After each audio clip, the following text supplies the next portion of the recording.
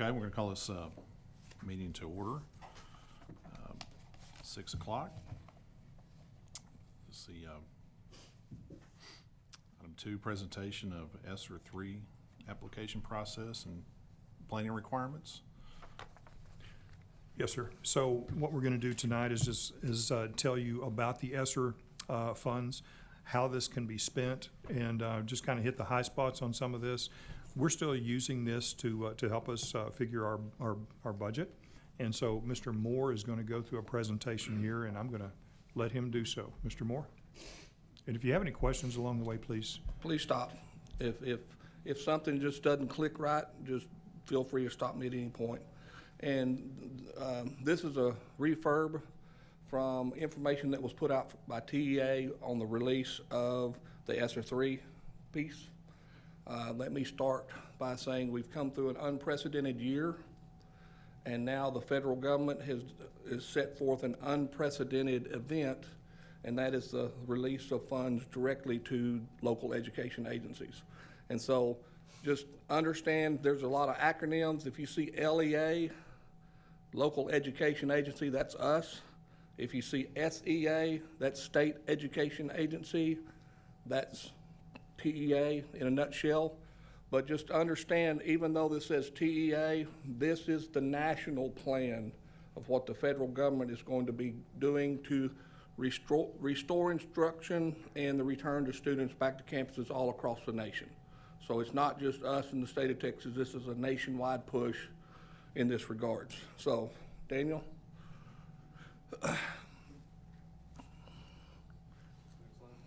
Yep, keep going. Keep going. Okay. One of the most important pieces of this is how we can use these funds. And just like this unprecedented action, some of the requirements that we're going to have to, before we had to jump through hoops, now we have to add lighter fluid in a match because these are flaming hoops, because with added large amounts of money come higher expectation, and this is coming down from the federal government. So this is what we have to do. Daniel? This is just a timeline. On April 27th is when that funding amount was released. April 28th is when this information was released. From that point forward, and just to let you know, starting on June 1st, we as a administrative group, and including teachers and some of the other professional staff, began to start the plan. This plan has to be in place. I have to have the grant applications submitted to TEA by July the 27th, so it's a relatively short time frame. Next. All right, the first thing is we have to establish a reasonable timeline trying to get things set in place. And I'm not going to read everything to you, but just understand that one of the requirements is consistent with the most recent CDC guidance on reopening schools. Okay? One thing you need to put on your little thought process. There are many schools across the nation that never opened their doors this year. They were completely closed, whether they were virtual or whatever the case may be. So this is a plan that some of this stuff will not make a lot of sense because we have already taken great strides for that return to face-to-face instruction. So part of this grant is to safely reopen schools and provide a school situation that is following all the guidance put out by the federal government. Next slide. All right. The second part of this is something that we've been working on for the past few weeks and had several meetings over. The amount of our allocation is $2.643 million. We get that in 2 installment payments. The first payment will come out is 1.7. Of that 2.6, we have to reserve 20% and put it aside in a separate pot. That 20% can only be spent on certain activities. And those activities, we'll talk a little bit going along, But if you'll see down at the bottom, it's interventions to kind of close the COVID gap academically through things such as summer learning, summer school, summer enrichment, extended day, after-school programs, or extended school year. So 20% of that 2.6 is set aside for those type of activities and interventions, and we have to plan all that. Okay, next slide. The next piece is how the LEA will spend its remaining funds. That's also something that we've been meeting extensively about. A new precedence for this fund source in federal programs, the number one piece of information they tell you is reasonable and necessary and supplement, not supplant. Because federal funds are designed to supplement the funds that we get from the state. This grant, however, takes the supplant piece off the board. So it frees up some of the uses of funds. And as we're planning and trying to determine the best use of these funds, we don't have to concern ourselves, well, what did we do in the past with different types of funds? So it frees up the usage of those funds as well. Next slide. All right. A lot of information, but let me explain something. One of the several areas that they want us to prescribe for the use of these funds. It will respond to lost instructional time. It will respond to the academic, social, emotional, and mental health needs of students, okay? And we have to focus on students from low-income families, students of color, ELs, children with disabilities, homeless, and foster and migrant. So it's looking at what are we doing for certain specific subcategories of students within the overarching theme of our district. So that's something that we have to address as well. With that, Mr. Moore, basically there's a lot that we can't spend it on too, correct? Exactly, okay?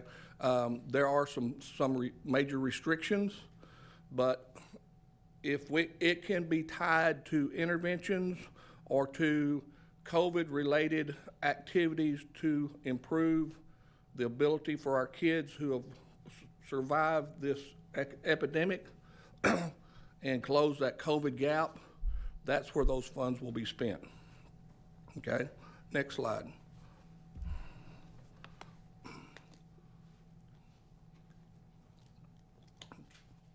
This is part of what we're doing tonight, is bringing this to you guys. Because through the course of this, and we're going to put out a survey in the upcoming days to our parents in the community, we have to consult stakeholders, you being a major stakeholder in this process, so that as we develop this plan, it's transparent in the fact of how we're going to delegate these funds in different areas. Okay, next slide. And these are just some examples that they're looking for. Students, families, teachers, principals, school leaders, other educators, okay? And stakeholders that represent students with disabilities, ELs, foster care, migrant.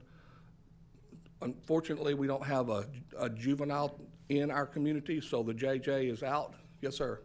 I was gonna ask you, just talking about sending that out in the public, how to say and how you're gonna spend the money. Right. I mean, what if what they're proposing is way off the mark, what y'all are? It's going to be information, okay? And the survey is not going to be just overpowering. It's going to be questions like, what would you like to see in the future of Venus ISD for your student in post-COVID? It'll be some very generic questions trying to gather information in that regards. We could possibly have to put out a second survey to get some clarity once we get some of that initial survey information back in, but that's a good question. Next slide. All right, keep going. All right.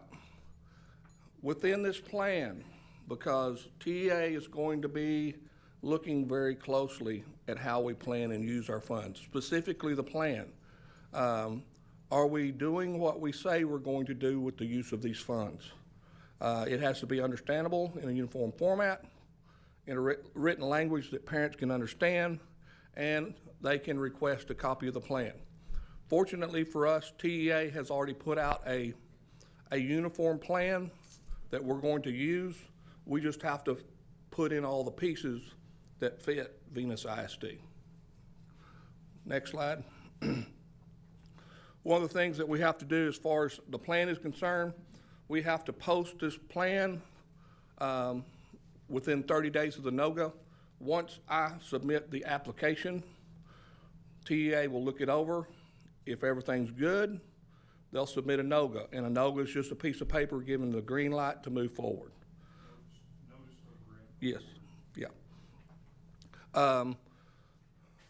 But we have to be very transparent, so they want it publicly put on our website. They will monitor if we put all the information that is required for public view. Okay, next slide. Keep going. All right, if there's not enough acronyms in education, we have a new one, the RIPICS plan, or Return to In-Person Instruction and Continuity of Services. Okay, so I don't know how you want to say that, but it's just another acronym that goes along with this grant. Next slide.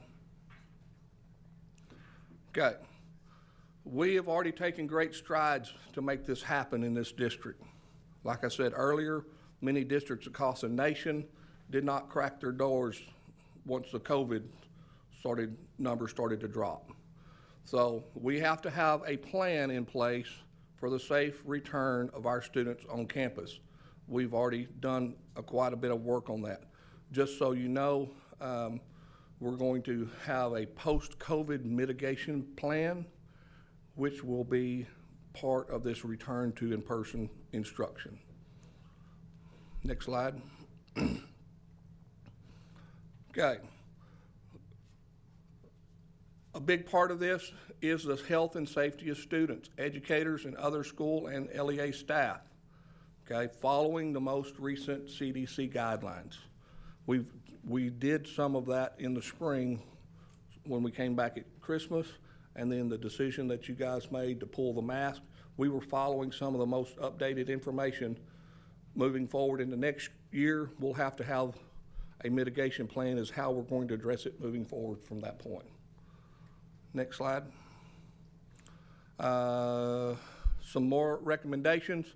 Some of this information is already outdated just because of updates from the CDC, but it's still going to be emphasis on hand washing and somewhat physical distancing depending on what we determine and that sort of stuff. But that will be addressed in this return to in-person instruction.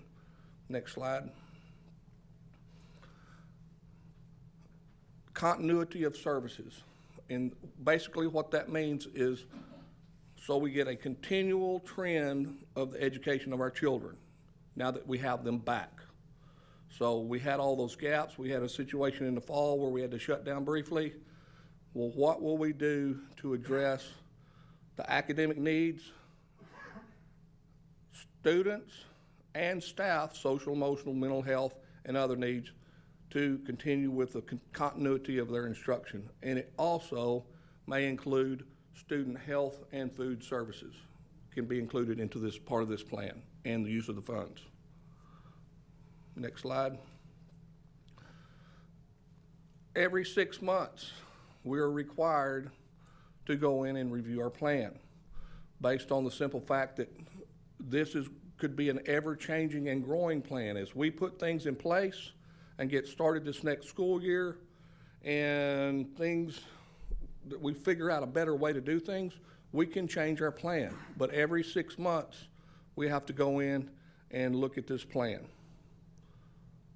Next slide.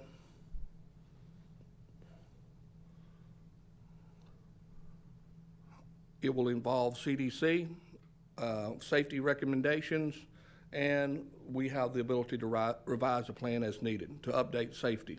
Next slide.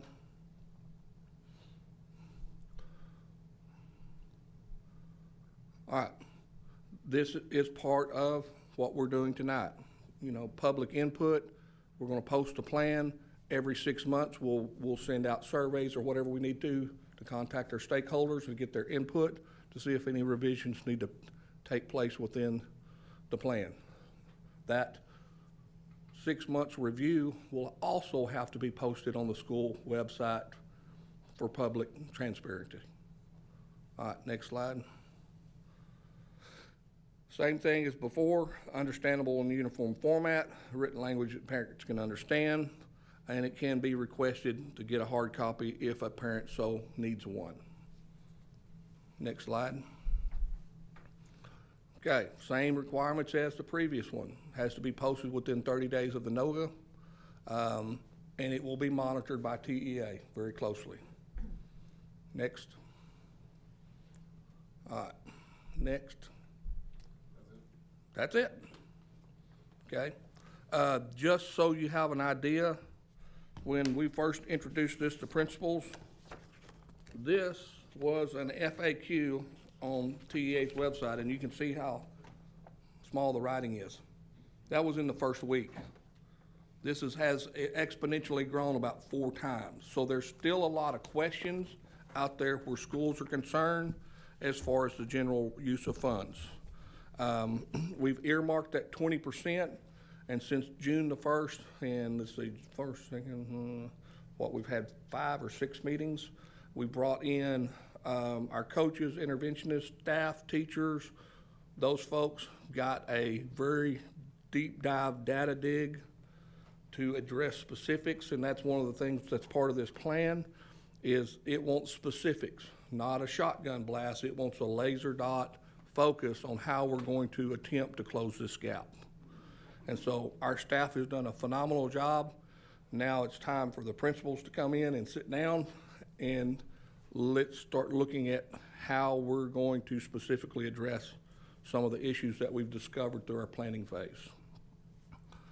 Any questions?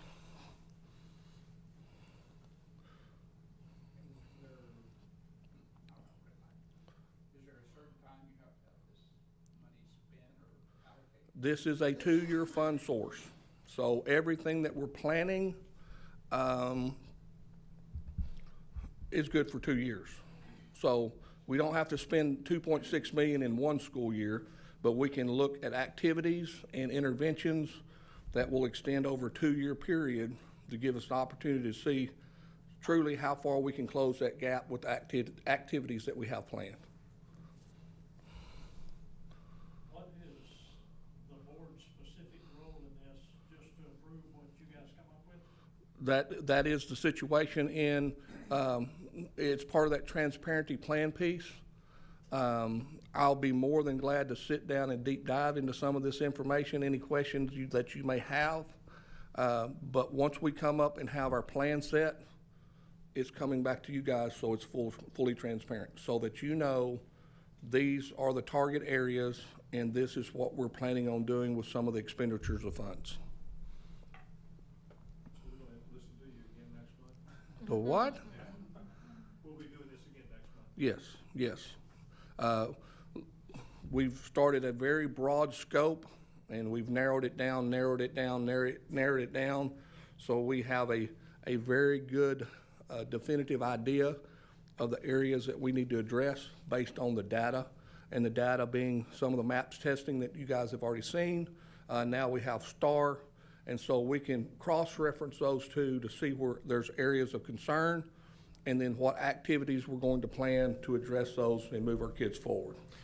You know, in some of those areas of concern he's talking about, we've got our data back, and you're gonna see some of that tonight. You know, we knew that we'd be in a rough place, just like everybody else. Commissioner was talking on a recent meeting, and the whole state of Texas is the math scores are abysmal, and so we've got, like they say, a long way to go and a short time to get there. So, but the group that's been working on this has just been phenomenal, and you know, I sent I think a few pictures out the other day, and they're optimistic and at the same time realistic. So And that's one of the major points that we've tried to make with this group, is we know they are not where we want them to be, but COVID is done. We can't go, oh, well, well, the data is what it is. This is what we have. So take all the COVID factors out of it. Our kids are here. What are we going to do to move them here? And that's what this whole planning piece is all about. Tell me again, where's this money coming from? Federal government is part of all the CARES Act. There's three pieces to ESSER.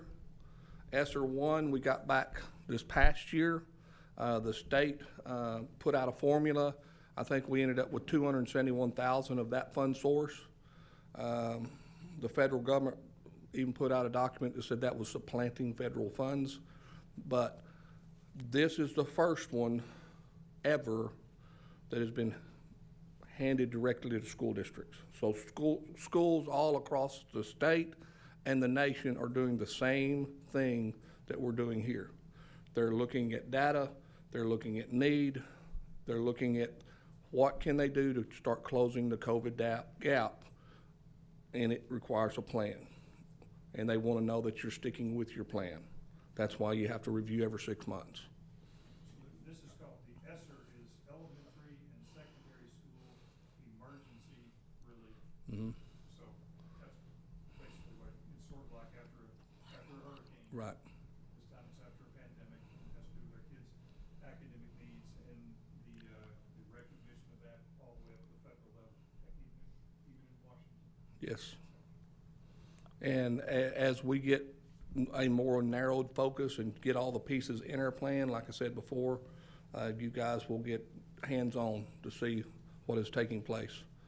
We've got some proposals that we're putting together at this point so that we can earmark certain amounts in certain areas, because you say $2.69 million,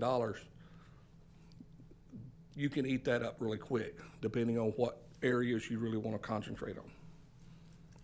And the thing about this too is when we come back in July, you're gonna see a very detailed plan of implementation. It's a template that they've sent out for this. So as Mr. Moore alluded to, if you're gonna get that kind of money from the federal government, there are gonna be they're gonna watch very closely what you're doing. So we're gonna be very careful to make sure that that's applied the right way.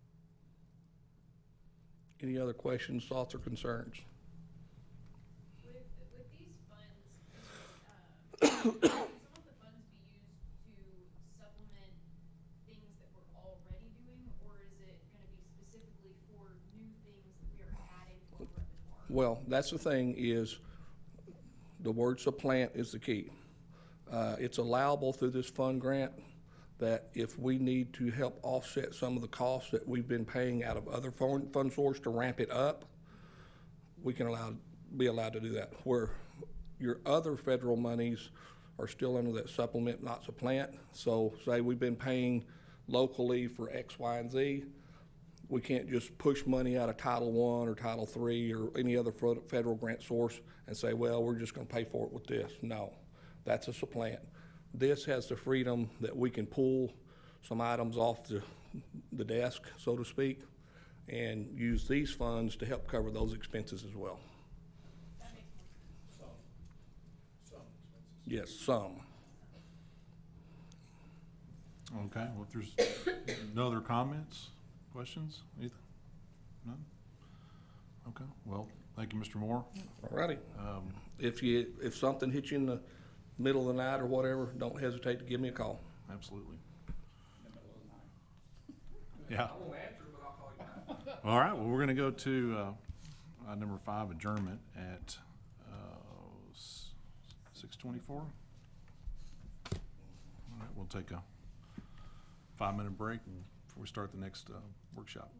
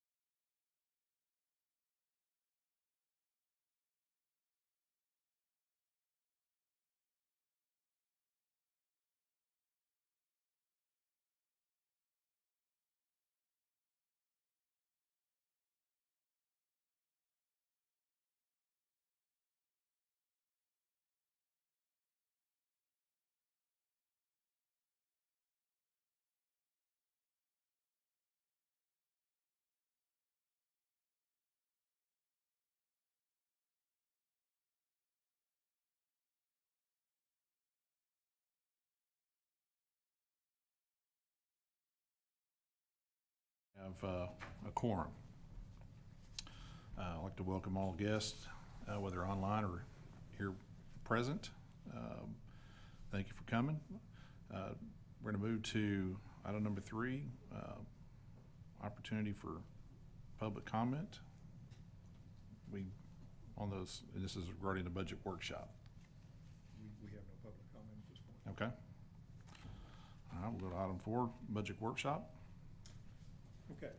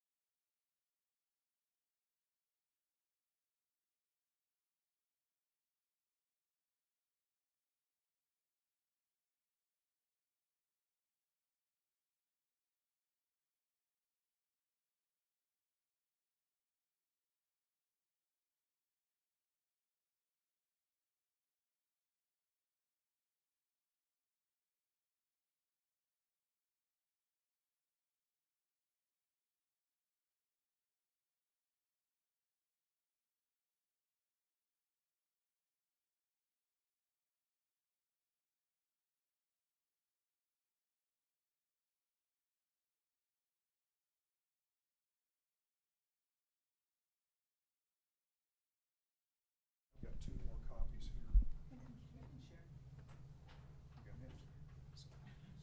All right. I'm gonna have to take one of those back. Sorry. Okay.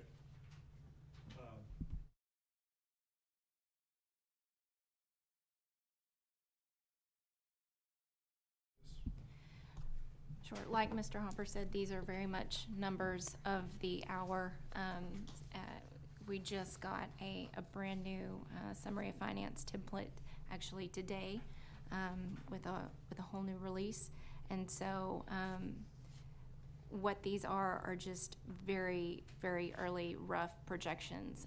The first document is the summary of finance, and that's projecting your revenues. So we're looking at what kind of money is going to be coming in. So we have a hold harmless number for our ADA that the summary of finance template calculates for you based on your prior year. It's looking at 2021 school year. And so our hold harmless number ADA is 2080.732. And so for the first 2 weeks going forward in the next school year, if your ADA is below that, TEA, this is the number that TEA has declared that they are going to hold harmless. They will count the 2080 as your ADA for those first 2 weeks, or 6 weeks, excuse me. Right, and at this point, we finished the year with 2170, so we're not gonna be the 2080. Right, and so we're fully anticipating more than the 2080 number. I believe we looked at a rough projection of possibly 30 more students at the least, and that would bring you to about $185,000 more. Then also too is your property values. So those are still very preliminary. The taxable values that we received in April were $506 million. The taxable values that we received in June were $495 million. So there was a drop. And then also too, the amount of your protested values in April was 205,000, and then your protested values in June went up to 18 million. So that is a huge chunk, a really big difference in regards to your property values and things like that. So So what we're seeing this year is that because everybody is in a much tighter financial picture, or most people are, so when things like property values come out, that's an unprecedented challenge on these things. How many of those will be successful? We don't know. We don't know. But that's a pretty wild fluctuation in potential, taxable values. yes, sir. And so the numbers that are on the summary of finance are very conservative numbers. We're not trying to overproject anything. So these revenues are very, very conservative, and it's still very early on. The second handout shows, we wanted to give you kind of two different scenarios of the budget as it stands right now. Projected revenue is about 24 million. And so we looked at doing a salary freeze across the board for everybody. And even with a salary freeze across the board, you're looking at a deficit of 188,000. And then the second workshop handout, shows you the same thing, but with a state step for your teachers and your librarians and your RN. And it kind of shows you the difference of the deficit. If we were to increase that and just include everybody in the district as far as a step, that's an additional probably 115, I think you calculated. I think so, yes, sir. So, so then, like I said, you're gonna have about 115 months of that. Now, these numbers, like you said, are still early. We continue to massage them. Literally, these numbers were updated, just from the time that we met this afternoon to this meeting, because there was an updated template. So, but we wanted to have this workshop at this point instead of waiting until July to do this, kind of let you know where we are. This is a statewide phenomenon. We talked to another district that has a $2.5 million deficit that they're looking squarely at. Now, all things are relative. That particular district is larger than us, so that represents for them about 4% of their overall budget. What we're looking at with if it's say that's about 300,000, I think we figured that would be that's still less than 2%. I believe it was like 1.5%. Yeah, 1.5% of our overall budget. So we, last thing we want to do is bring in a deficit budget to this board. And certainly something that we have to work to make sure that doesn't ever happen. But following what we're following, this point, this is where we are. And it may not end up that way, but I don't want to sugarcoat something. I want to tell you exactly where we are with it so that you know. What we want to do is to be able to, everything that we've done as far as our, is to be able to maintain staff. And so, I would, I want to, I don't want to shortchange staff on things like step raises and things like that. We can, if this is a one-year deal, we don't have any decisions we make tonight. We don't even pass a budget until August. But I would like to be able to, board to do as much as we can for our staff. Bottom line.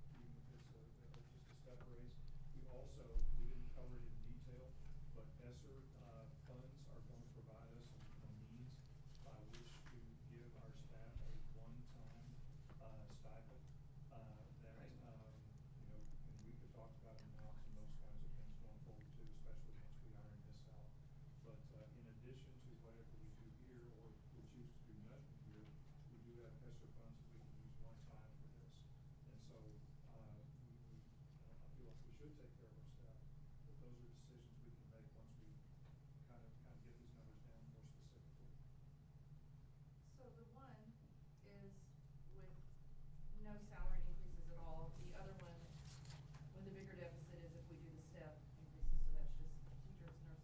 Teachers, nurse, and, librarian. Librarian. This is the way the state designates that. If you're gonna do anybody else from there, you do pretty much everybody at that point. When will the Central Appraisal District have all of their, things done and have a true certified value? Certified values come out July 25th. So we will have a very clear picture at that point.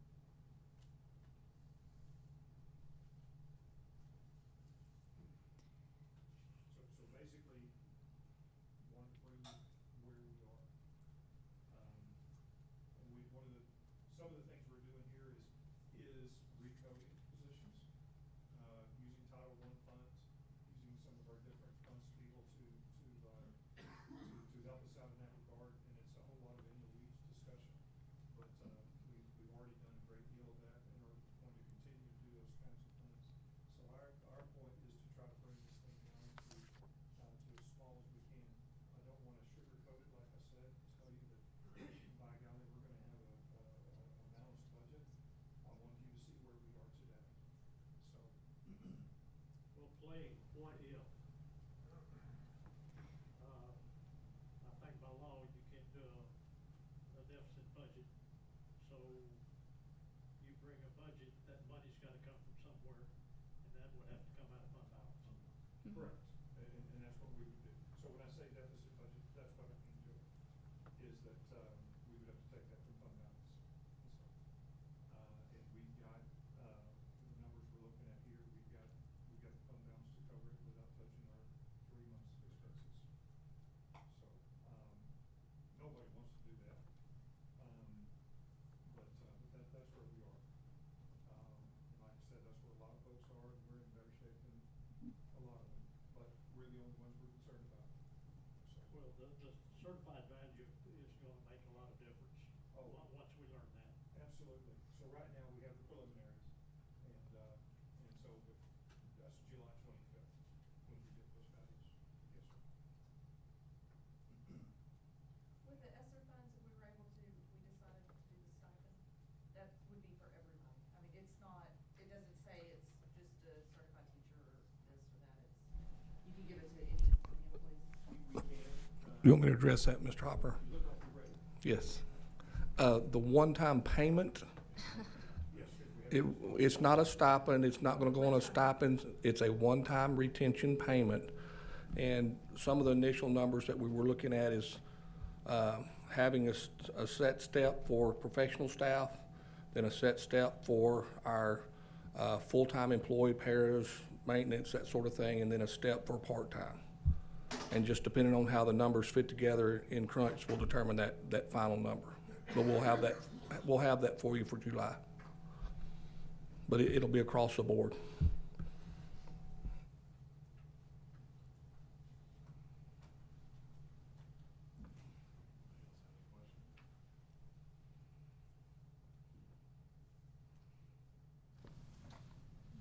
No other questions?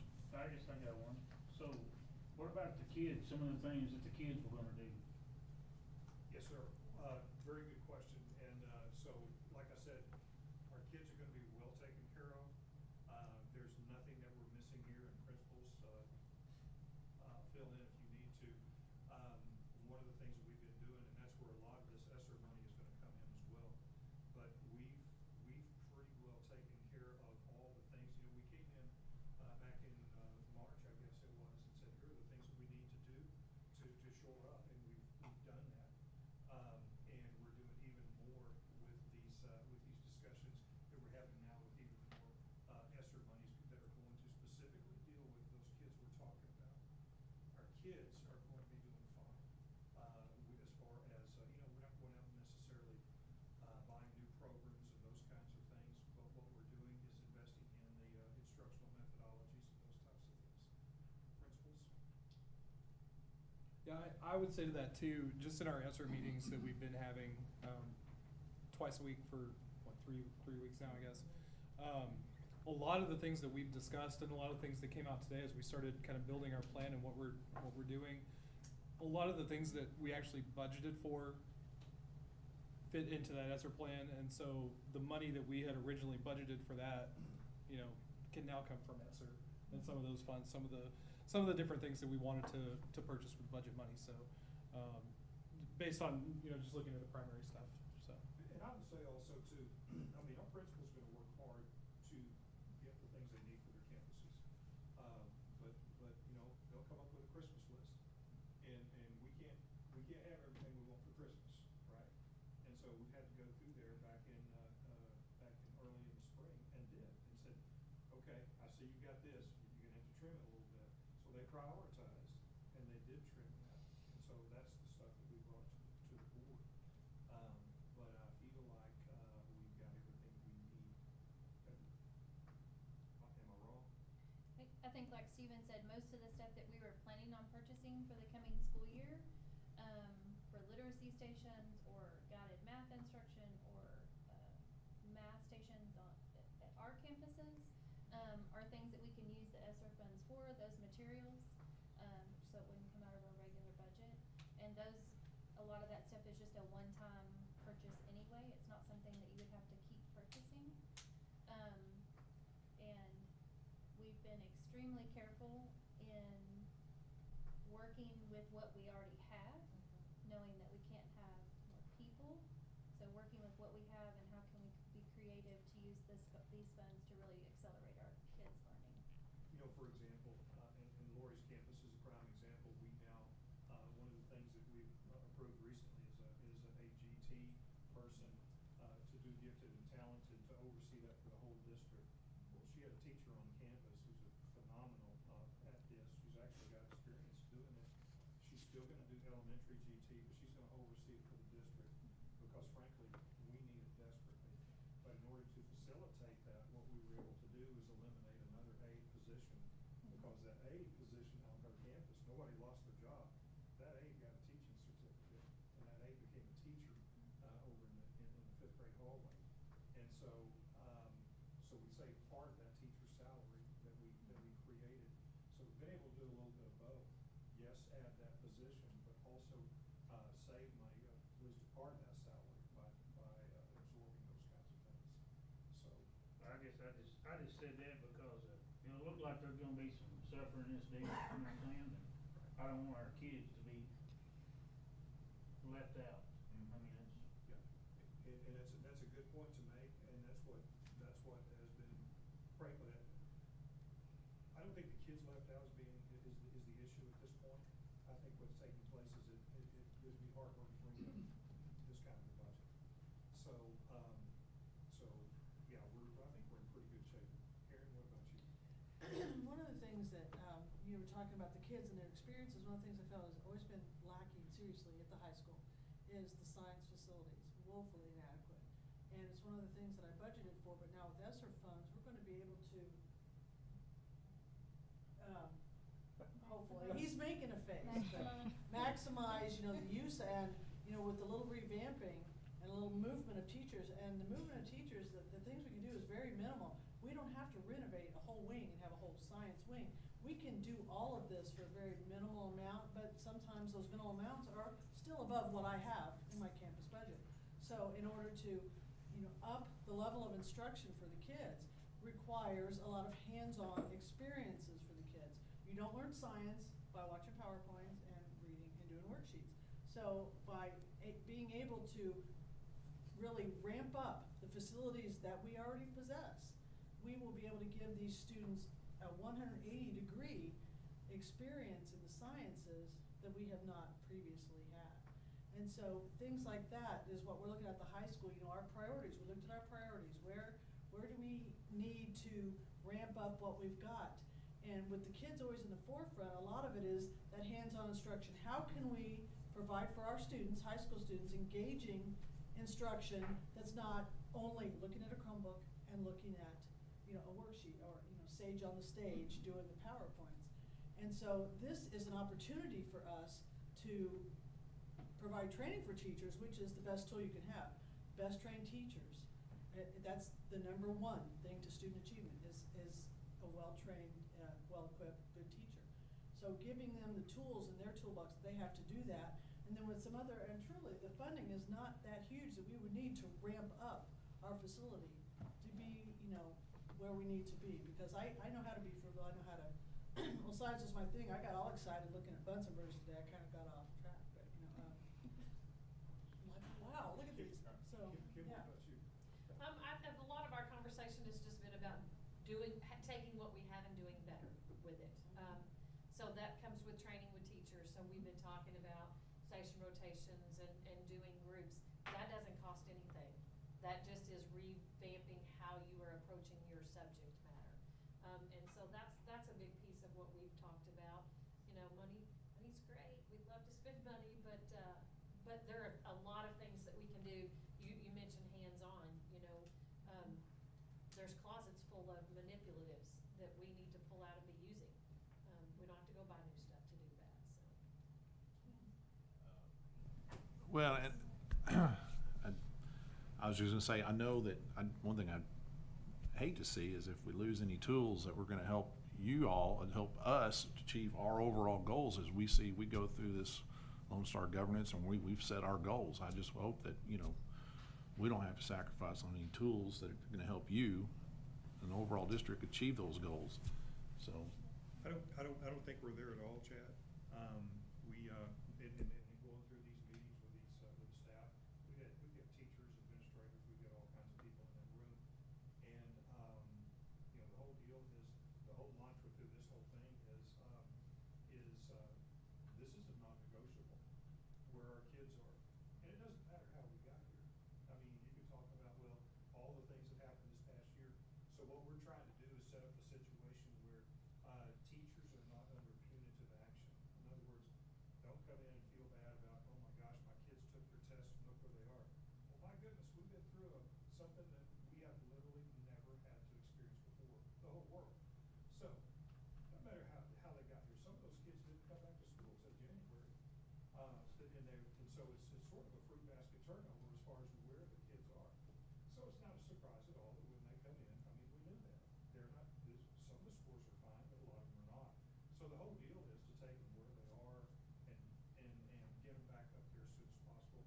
So the group that we've been working with for about the past 2.5, 3 weeks, they're pretty excited. They're pretty charged about this. And so a lot of it has to do with, like Ken said, it's not a matter of going out and buying things at this point. I think we've got a lot of that. It's a matter of implementation. And we've got some instructional coaches, we've got some others that can help us out. So, yeah, it's a non-negotiable as far as making these kids move up.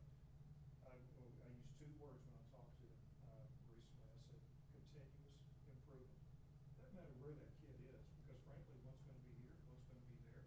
But both of them have to be trending upward. That's all. They have to just simply improve, regardless of where they are. Mr. Hopper sits in one of our meetings that stuck with my teachers at least, and they've talked about it a lot, is the 1+. So we gotta quit talking about kids and we wanna grow them a year, because they're behind now. And so every year has to be 1+. And so that's something that we've said a lot on our campus. So that's gonna be, and we've even talked about, that's probably gonna be our thing going into the year. Okay, we're supposed to grow the kids from one year to the next. Great, we've done our job. That's not good enough. It's gotta be 1+. It's gotta be 1.3, 1.7, 1 point whatever. This is a 1+ year. And frankly, I think it ought to be that way every year. Well, if I could add real fast, you're right about that, because we're never gonna catch up until we start catching up. But if we use fund balance for this year, will we be able to catch it up next year? Because the truth is, yeah, we did some cutbacks perhaps and whatever, we cut off our deals, but I know from sitting here, we've added multiple new positions, and those don't go away. I mean, so if we're in the red this year, then we're gonna be in the red next year. So we need to make sure we put ourselves in a position that we use a little fund balance this time, but we're gonna have to figure out how to make the budget work. You can't just stay there in that Yeah. position of no man's land. You have to be able to balance it. Right, there are two sides to that ledger, and one's expenses and one's revenues. We know our revenues are going to increase, now how much, we don't know just yet. So the second part of that is expenditures. So, I look at it like this, whatever happens with this one, the hay is pretty much almost in the barn. But, from now to January, we look real hard at expenditures for next, when I say January, January is really when you start in earnest on the budget year. So, but we start looking at ways to, cut back on expenditures between now and the next budget cycle. So that's our job, is to make it happen. I mean, we just have to make it happen. And sometimes it's a little bit painful.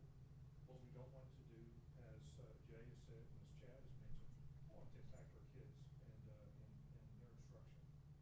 But, so I'm looking at everything from what temperature the air conditioner's set on, every expenditure that we have. So we have to be doing two things. It's gotta be effective, which means it works. And the second part of that is it's gotta be efficient, and that means there's no waste. So that's our charge. But you are exactly correct. Any other questions?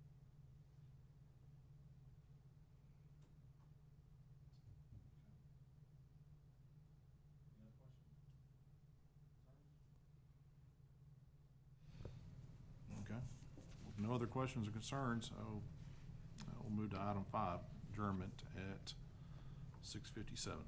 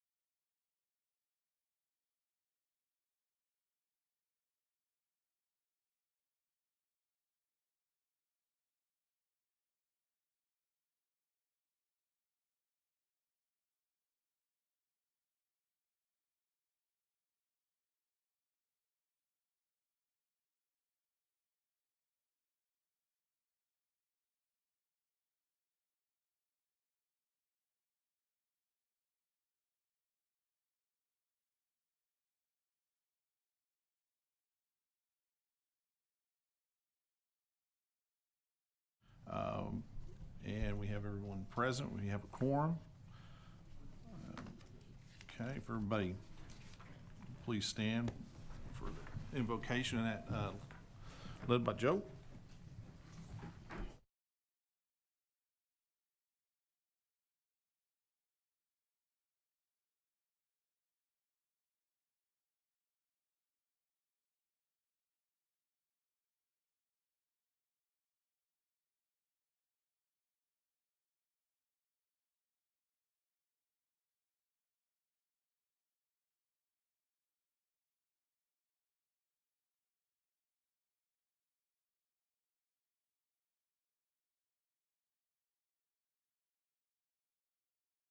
Katie, will you lead us in the Pledge Allegiance?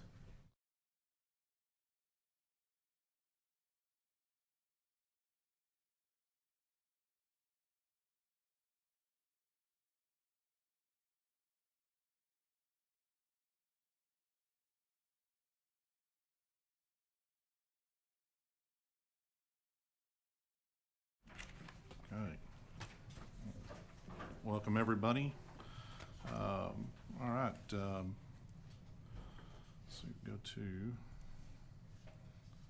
item number 4, presentation of Venus ISD School Board and Lone Star Governance quarterly reports. We'll start with, oh, one second, I didn't have that up. Who wants to go first? It's us. All right. Well, we're gonna go ahead, Tasha. Vision and Goals 1, the board works collaboratively with the superintendent to develop the vision and student outcome goals. The team members are Tasha Gore and Greg Hoffman. Previous quarter was Meet Focus at a 12. Our current status is Meets Focus 12. We continued receiving and approved monitoring reports during this quarter per the monitoring calendar schedule. And next quarter target is to move to Masters Focus 15. Vision and Goals 2, the board has adopted goal progress measures, GPMs, aligned to each student outcome goal. The team members are Tasha Gore and Greg Hoffman. Previous quarter was Meets Focus 12. Our current status is Meets Focus 12. GPM data was shared at board meetings during the quarter per the monitoring calendar. You can see the board minutes. Our next quarter target is to move to a Masters 15. Vision and Goals 3, the board has adopted a vision for what student outcomes will be and has adopted constraints aligned with that vision. Team members are Katie Drombarino. and Tasha Gore. Previous quarter was Meets Focus 9. Our current status is Meets Focus 9. Our next steps are to develop and consider a theory of action that'll be considered in July of 2021. Engage stakeholders to develop broad community ownership of constraints. Our next quarter target is to move to a Masters Focus 10.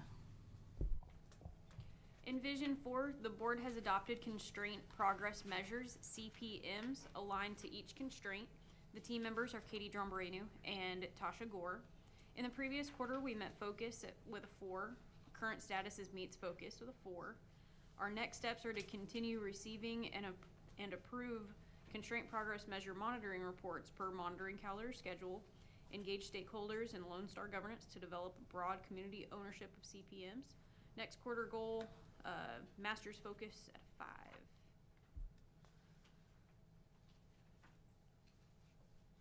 Progress and Accountability 1, the board invests at least half of its time focusing on its vision and student outcome goals. The team members are Gerald Leonard, Katie Drombarino, and Joe Russell. In the previous quarter, Meets Focus at a 12. Our current status is to be determined because we don't have all of the information, and our next quarter target is also to be determined. For Accountability 2, the board members and the board measures and communicates, but does not interfere in progress toward the vision and student outcome goals. Your team members are Gerald Leonard, Katie Drombarino, and Joe Russell. In the previous quarter, we were at a Masters Focus of 5. Our current status is still at a Masters Focus of 5. Our next steps are to continue to approve quarterly progress reports and align superintendent evaluation instrument to Lone Star Governance SOG constraints. Our next quarter target is to maintain a master's level of focus. Okay, Les, you want to do the systems and processes? Systems and processes. The board operates in a way to allow the superintendent to accomplish the vision. Team members, Les Owens, Joe Russell. Previous quarter meets focus at 12. Current status meet focus at 12. Average of 5.37 topics requiring board action this quarter. Our next step is to monitor and target no more than 5 topics requiring board action. Continue to edit regular board meeting agenda 72 hours prior to or during meeting. Strive for final version of board packet 7 calendar days before meeting. Our next quarter target is master focus at 15. And moving to advocacy and engagement, the board promotes the vision. Team members, Les Owens, Chad Sutton. Previous quarter, preparing to focus, 1. Current status, preparing to focus, 1. Conduct town hall meeting at church, conducted a town hall meeting at church.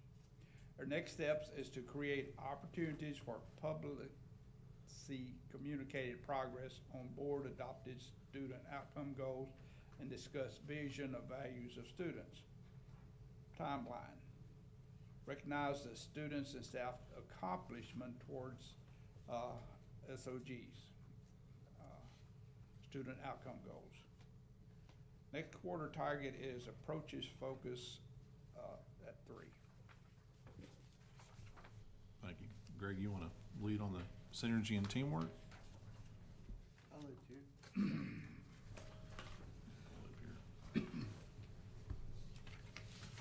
Team members for synergy and teamwork, Greg Hoffman, Gerald Leonard, and myself. Previous quarter, we were at meet focus at 9. Current status, I believe we changed that to 10. We've met our current status. Next steps are to adhere to the board constraints, which we've met at master's focus, and we're going to move. Let's see, that's it. That's it. And if I could add, Sure. one of the biggest things discussed, it seems like on all the meetings, is the fact that now we have the COVID thing basically out of the way. We've got to start getting the public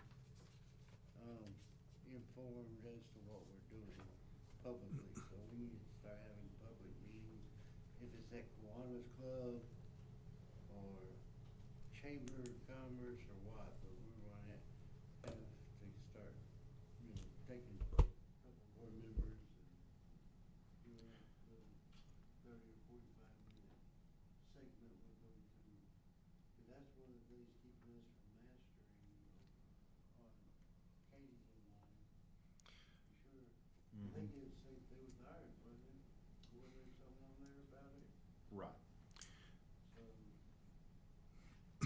that's one thing that we want to try to do. So I don't know who starts that. It seems to me to be easier for the school to initiate than it would be for each board member to go up there and try to start something, because then we're Yes. talking on behalf of the district. Yes, sir. For the district. So, and you make a good point, Greg. And so it's one of the things I've got on my notes here to proceed with in July is to have some plans, or develop some plans for our next community meetings, our series. We've talked a little bit about it in our group here, and I think probably September is a good time to start those. Let everybody get back, get school started underway, and we'll be able to kick off into that. So in July and August, we'll be able to actually plan out, number one, what are we going to do in these meetings? What topics? And frankly, there's plenty to present, and to be able to offer some Q&A feedback from the community as well. So, yeah, it's a pretty exciting time to be able to get out and reach out to the community like we started to do before it all happened. Okay. All right, well, we're gonna move on to item number 5, annual review of board operating procedures. Mr. Hopper, do you have anything you wanna touch on? Yes.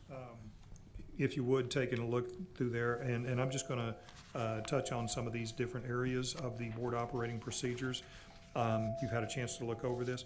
And basically, what we wanna do every year is simply review those board operating procedures. Number one, so it's fresh on our mind. I will not, I will save you my reading of these tonight. But if there's any part of this that you would like to recommend that we amend or change in any way, please feel free to say something. But the first one talks about how to request information. And again, I'm not gonna read each one of these, but it's just good to know that this is good information for us to see. The next one, number 2, how to communicate with team members between meetings. And knowing these board operating procedures helps to frankly keep us all on the straight and narrow on those kinds of things. Number 3, request information not related to agenda items. There are ways to do that as well. So, and then down at the bottom, you'll see of each one of these, you're gonna see related policies. Those are board policies that basically are reference for these particular procedures. Number 4, visit campuses as a board member. If you ever wondered, hey, I think I'd just go and stroll through campuses and talk to the teachers and whatever. Well, here are our guidelines to follow on how to do that. Respond to community or employee complaints or whatever they may be. So this kind of is a brief outline of how to do that. Number 6, communicate with the community. And so a lot of good guidelines there on that one as well. Number 7, communicate with the media. As far as the district themselves, basically I'm the one who does that for the school, but there may be some times when you're approached. The next one, prepare the board meeting agenda, and so that talks about the guidelines involved in that. Number 9, participate as a trustee in public comment of all things. So you can take a look at that one. And number 10, orientation of new board members. So if there's ever anything in there that you want to talk about, maybe amending, it's always a good thing to look through our board operating procedures on an annual basis. June is a good time to do it because of if we have a May election where we have new board members, it's a perfect time to do it. So if there's no other comments. Okay. Anybody have any? No other? Okay. All right, we're gonna go on, thank you. We're gonna go on to number 6, campus recognitions. Maybe. Before we,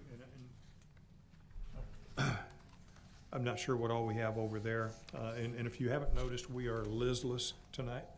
Hey, Greg, you might turn it off your mic.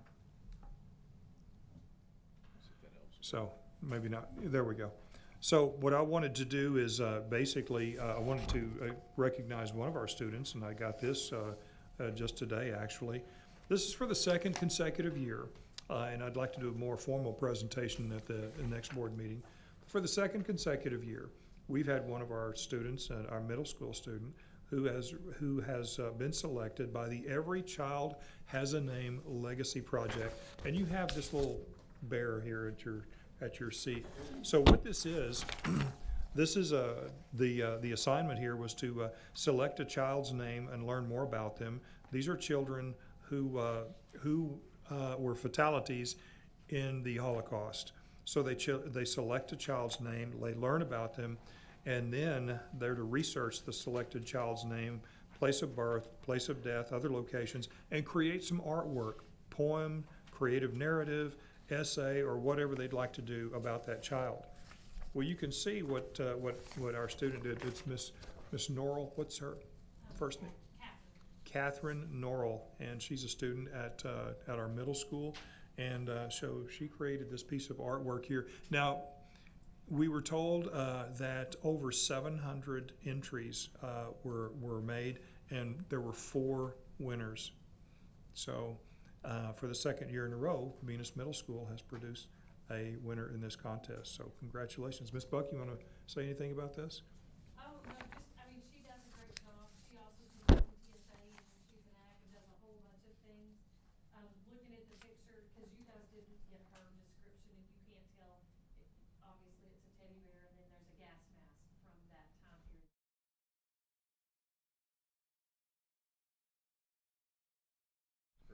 So fantastic, and that's and we will get more information on that next month. Absolutely. And thank you so much.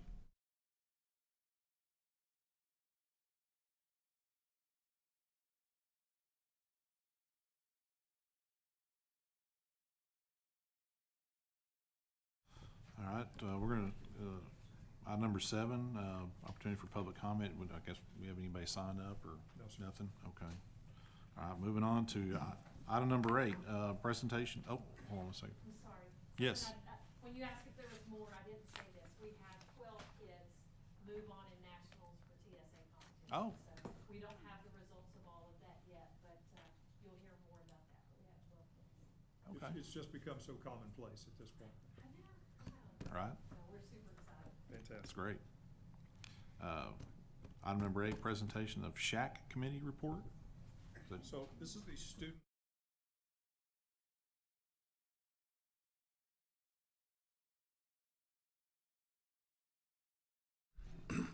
This is, excuse me, this is our required annual report of wellness and shack. And so if you would, move the next slide. There are several different components of this. We meet 4 times a year. Some of the things that we have to provide publicly and on the website, you can go to the food and nutrition page, and it has all this information. But we have to meet, sign in, agenda, keep going, Daniel. Provide an agenda, minutes, all those things, because it's standard requirements. Plus, we have to come in and give you this report annually. Let's just say, like everything else this past year, some of the activities that we have planned through our Shack and Wellness Committee have been quite challenging. Keep going. Keep going. Keep going. These are just some of the things that we track and monitor through the course of the year. As far as the activities, one of the things that the campuses have to provide, as far as the health and wellness piece, each campus has prescribed activities for the students. Keep going.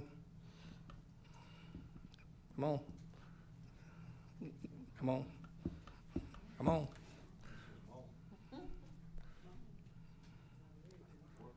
Keep going. All right. Some of the things that, whoa, back up. Okay, and I'm not, the primary school, scroll down a little bit. Okay, one of the things that I want to point out here, and it's hard to read, is some activities at the primary was the Kids Heart Challenge, and I want to bring this to your attention. Students raised over $6,000 for heart disease at our primary school through the Kids Heart Challenge.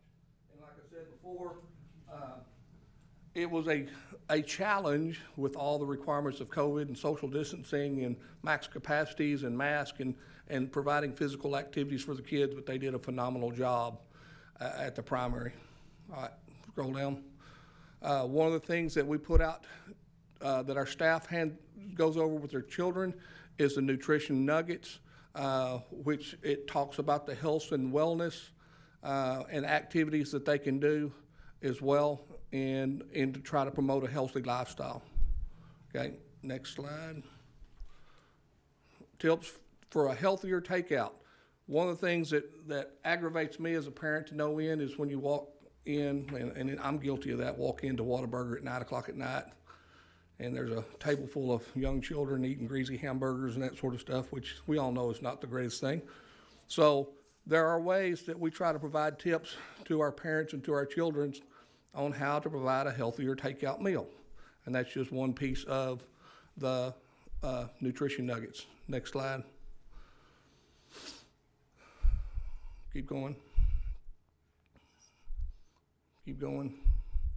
And as you'll notice, that there are several pieces in here that we've circled. Living room limbo. Okay, we were confined, so what are some activities that you can do within your home to provide healthy activity? I don't know how many of you want to go home and set up 2 chairs with some books and put on some music and play limbo with your spouse or significant other or your kids. But that's one of the pieces of the health and wellness that we try to provide, the activities, simple activities that parents can do with their children at home to promote a healthy lifestyle. All right, Daniel. Keep going. Keep going. All right, the elementary school. The PE staff at the elementary school did another phenomenal job for their campus in regards to the health and wellness of their students.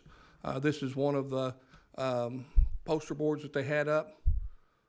Next slide. Okay, one of the activities that they provided for those kiddos is Rising New York Road Runners, which is just a running group to promote running among the elementary kids. The very last sentence, this year we had 85% of the school signed up that were in person to take place in this activity. And it logs the number of miles that they walk or run through the course of the year. Next slide.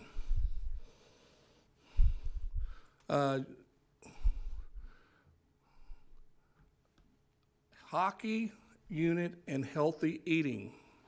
So these are some of the students' depiction of what they believe would be healthy eating to improve their health and wellness at home.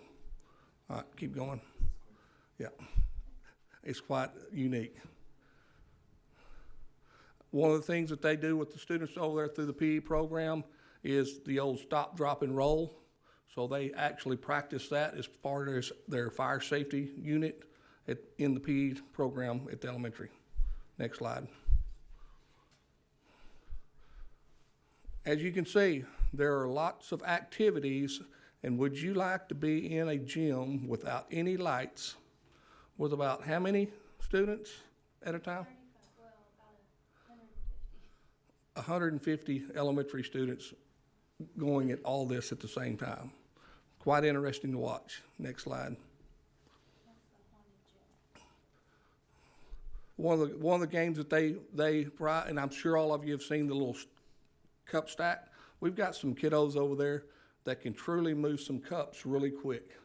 Just another activity creating hand-eye coordination, dexterity, and those sorts of things. Next slide. What was this Grinch one, Ms. Fox? Yep, Buddy the Elf, okay? The Grinch grab. One of the things that, and it's not in this slide, but if you didn't get the opportunity to go through the elementary in one specific hallway over the Christmas holidays, a group of teachers bootlegged, I'll just say that, photographs of individuals that worked throughout the district, and it was quite amazing the images that they had posted on their wall for Christmas.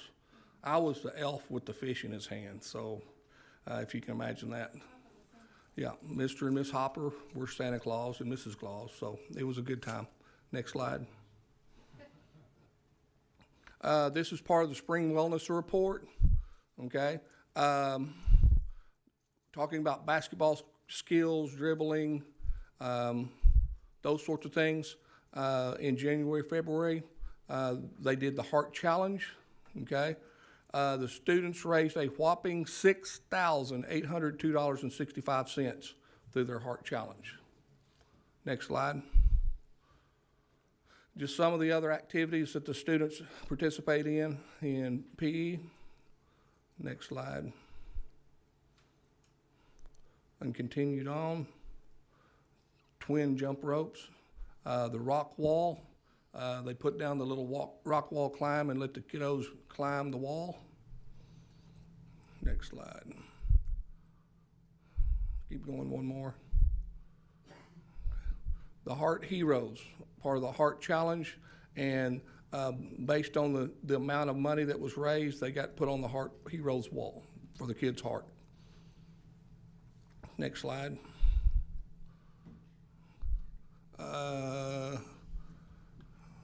Baseball, and this is one of the things that AJ does a great job with, is he kind of follows along with the sports that are occurring in school.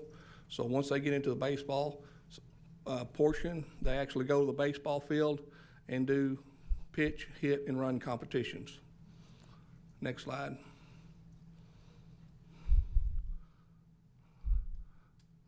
One of the things that Miss Box always does is give me a call and say, hey, can we borrow the football field?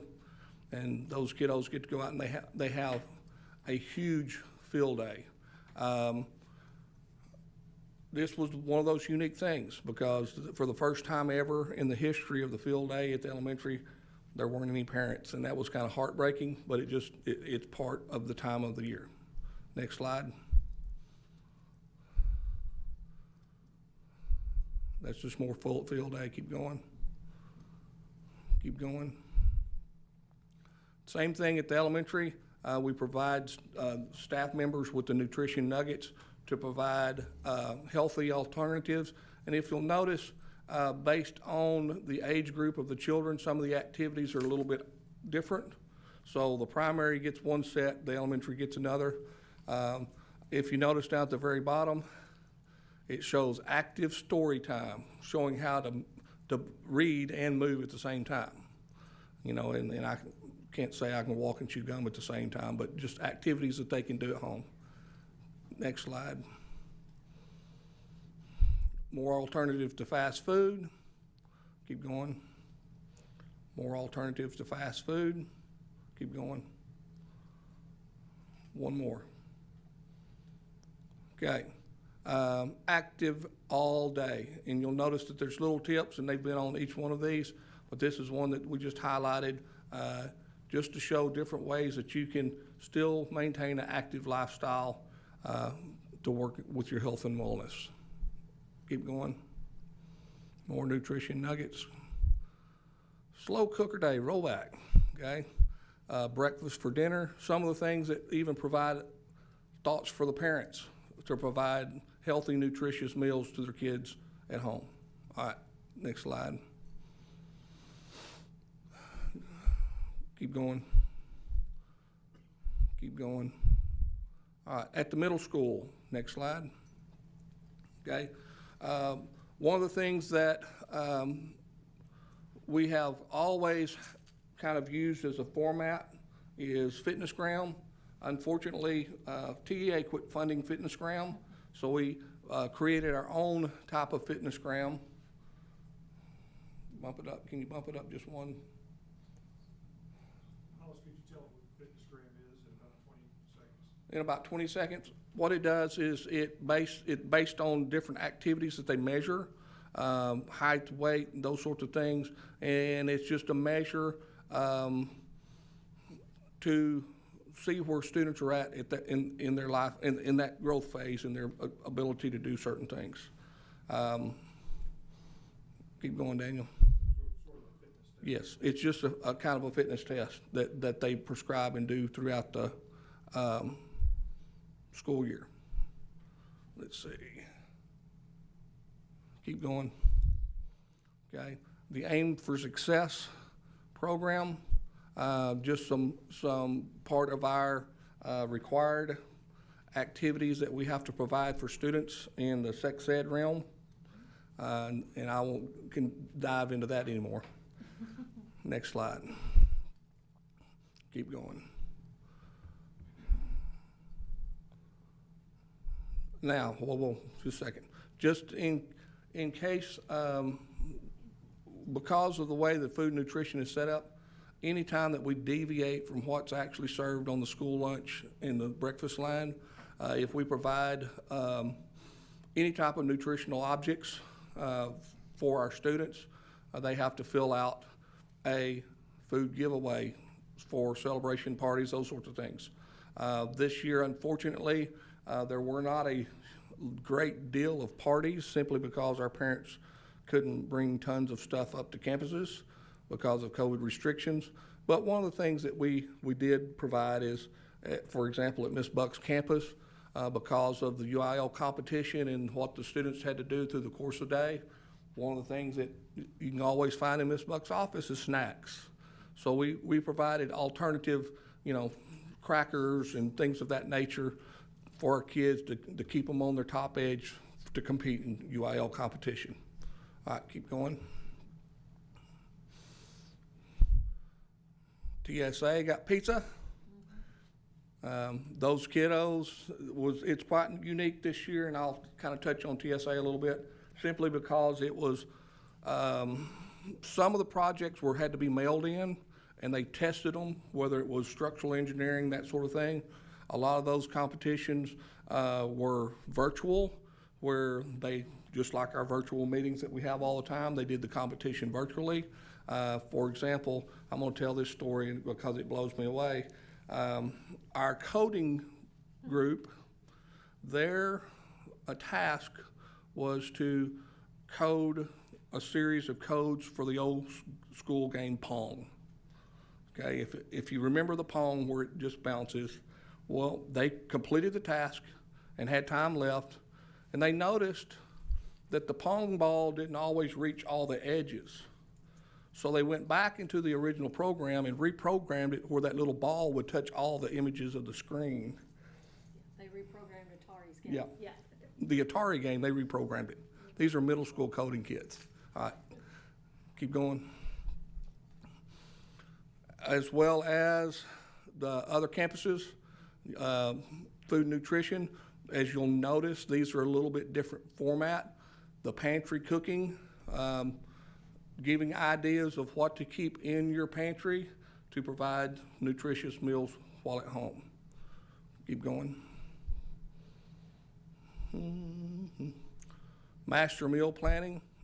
I realize we live in a day and age it's easier to go through drive-through because we're all busy and we all work and we have long days. But providing information to our parents to promote a healthier lifestyle by the food that we eat at home. Keep going. And this is smart summer eating. During the summer months, grilling, I like that. Cool meals, those sorts of things, just more ideas for parents to use that are healthier for their children. Keep going. Mindless snacking. How many of you eat snacks? Just being aware that just sitting around, going and getting a candy bar every 5 minutes or those sorts of things just because you're bored, you want something to eat. And the bottom part of it is walk it off, staying active. All right, keep going. All right, back up. One of the things that we didn't address, and I'm glad that this slide is in here, is one of the things that it does not fit with our health and wellness plan per se, but some of the COVID activities that we provided this year, I think served us well in the reduction of cases overall, having the ability to test our kids on site. 328 COVID tests were done at school, at the middle school alone. And we'll have the total numbers next month for you guys as far as the number of tests, number of positive tests, and those sorts of things. But even though it's not part of our health and wellness plan, I think it contributed greatly to the health and wellness of our students and our staff. Next slide. All right. How did this get out of order? All right, this, scroll up a little bit. This is part of some of our plan, and don't scroll the names up, please. We take height, weight. Pacer is just a run walk that they time, do push-ups and sit-ups, and have a measure for that. All right, go. Some more information in that regards. Just tracking the height, weight, and growth of our students. Keep going. All right, at the high school, can you run that up? And I'm not going to read every one of these to you. What? All right, let me get over here close. No. lots of activities at high school as far as the health and wellness activity for our kiddos. A lot of it based on what was taking place in the classroom and providing knowledge and information for a healthy, more rounded wellness for our students. All right, go. More information on that as well. Keep going. Keep going. Okay, same thing. Anytime we provide outside nutrition for our seniors, we cook them hamburgers at the end of the school year as kind of a perk for graduation. All right. One thing that we try to provide each year through the SHAC program is flu shots. We provided that as well, even though the number of cases of flu were very minimal because of the whole COVID pandemic thing. All right, good. Provided screening for our students. Keep going. All right. This information is some of the information that we provide to recognize certain unhealthy situations that can take place. And so we provided opportunities for our staff to go get screened for certain things that could be major health issues for our staff. Keep going. All right, here we go. Okay. These are some of the opportunities that we provide for our staff, just so that you know. And there's a plethora of shots, vaccinations that we can provide at limited cost, especially if you have insurance through the school. Okay? Keep going. Continued on. Child nutrition. Here we go. Okay?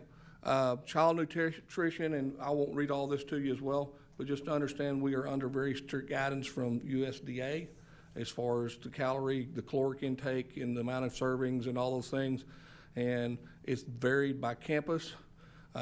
So if you would like this information so you know exactly what students are allowed to eat or not eat at the school, I'll be more than glad to provide you with this document. Keep going. Keep going. Or you can call Tina and she'll be more than glad to walk you through it. Keep going. Okay. Just for example, one of the things that we have to look at is the number of grains, dairy, fruits, vegetables, and protein that we provide for students in a meal. Keep going. The Healthy School Breakfast was March 8th through the 12th, where we provided information for a healthy school breakfast, and our students got to partake in some things in that as well. Keep going. This is one of the handouts that they could go in and pick the healthy items off the chart. Keep going.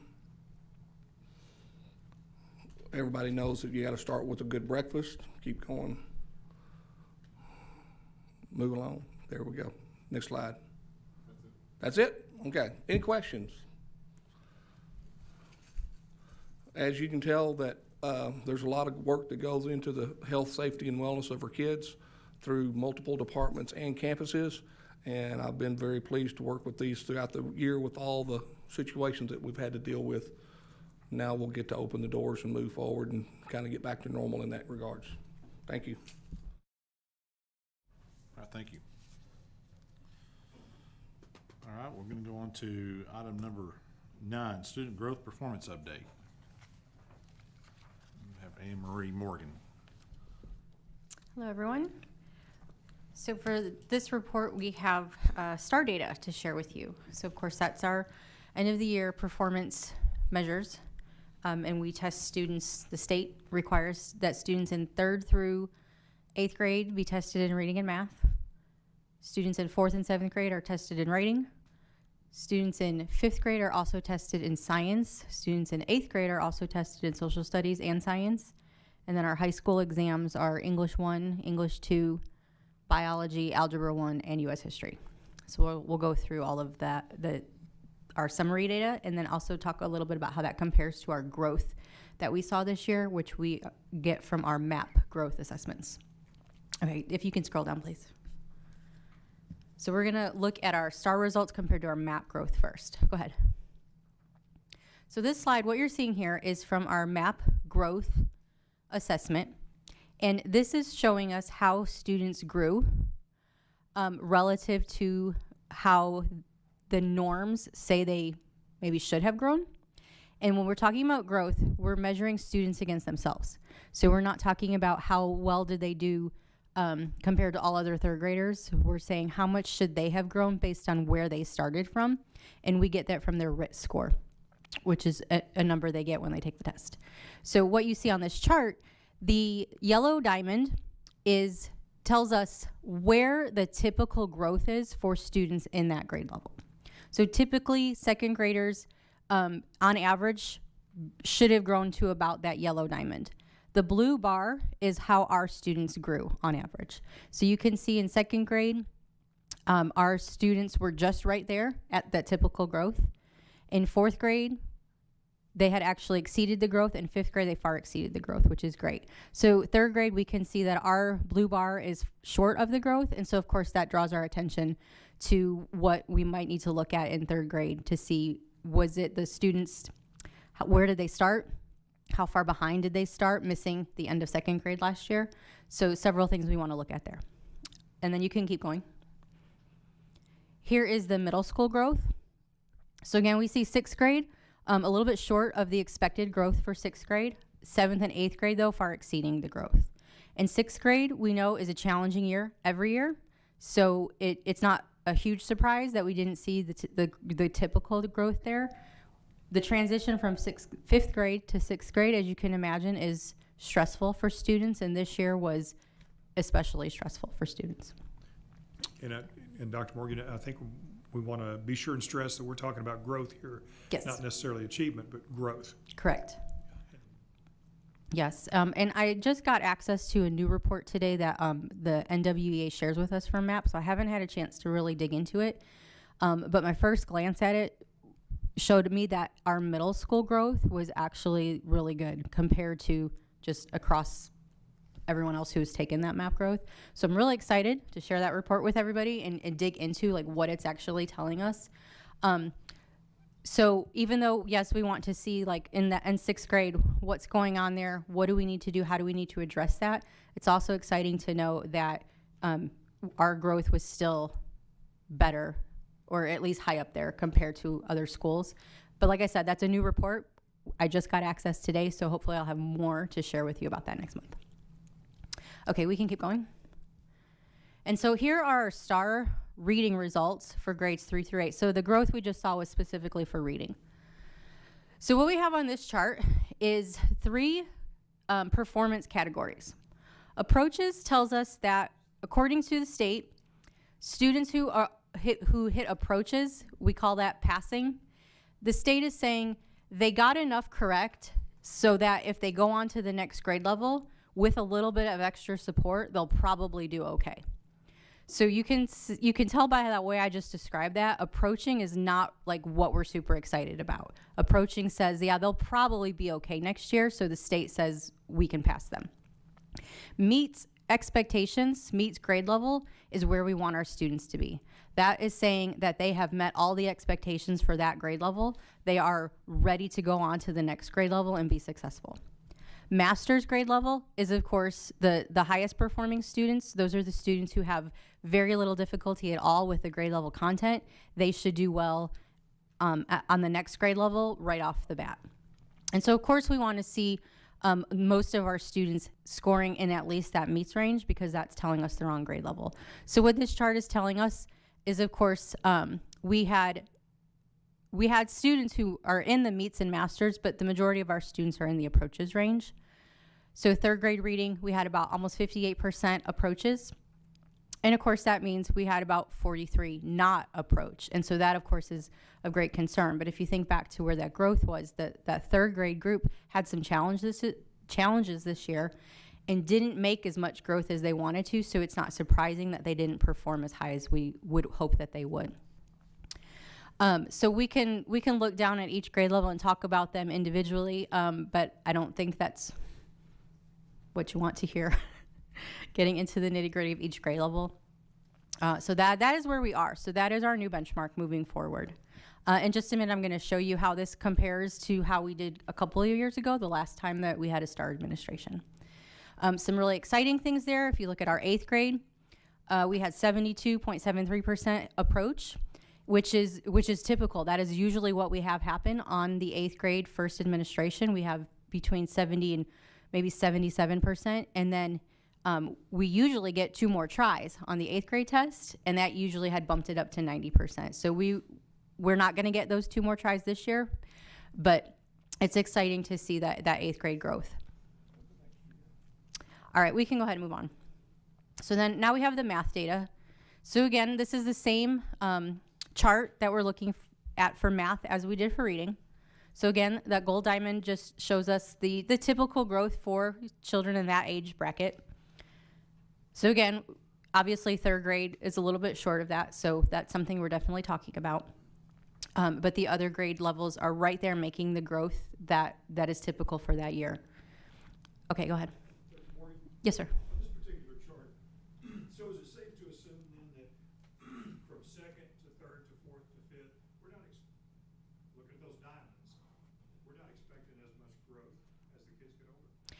It is safe to say that. So kindergarten, 1st, 2nd, 3rd grade, we pack in a lot of foundational skills. They are acquiring knowledge at crazy rates.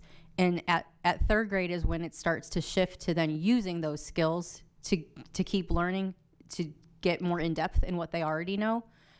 So for example, by 3rd grade, they have a good handle on all of their computational skills. They've already started dabbling in, I want to say fractions, like introductions to things like that. And so if they don't have those foundational skills, the next years become much more difficult. And so that's something we're definitely paying attention to in the early grades, is making sure that students are mastering those foundational math skills and facts. Okay, let's go on.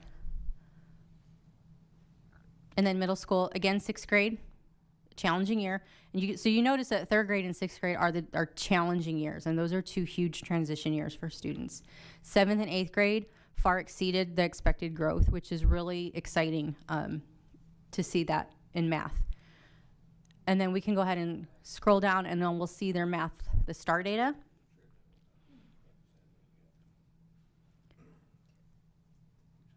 So here we have the same system, same performance standards. And as you can see, we have some work to do for sure. So like we said, this is a new benchmark. We know our students lost a lot of ground over the past year and a half. And our teachers worked super, super hard this year to catch them up as best they can. And this is where we landed. So this is our starting point that we're going to move forward with.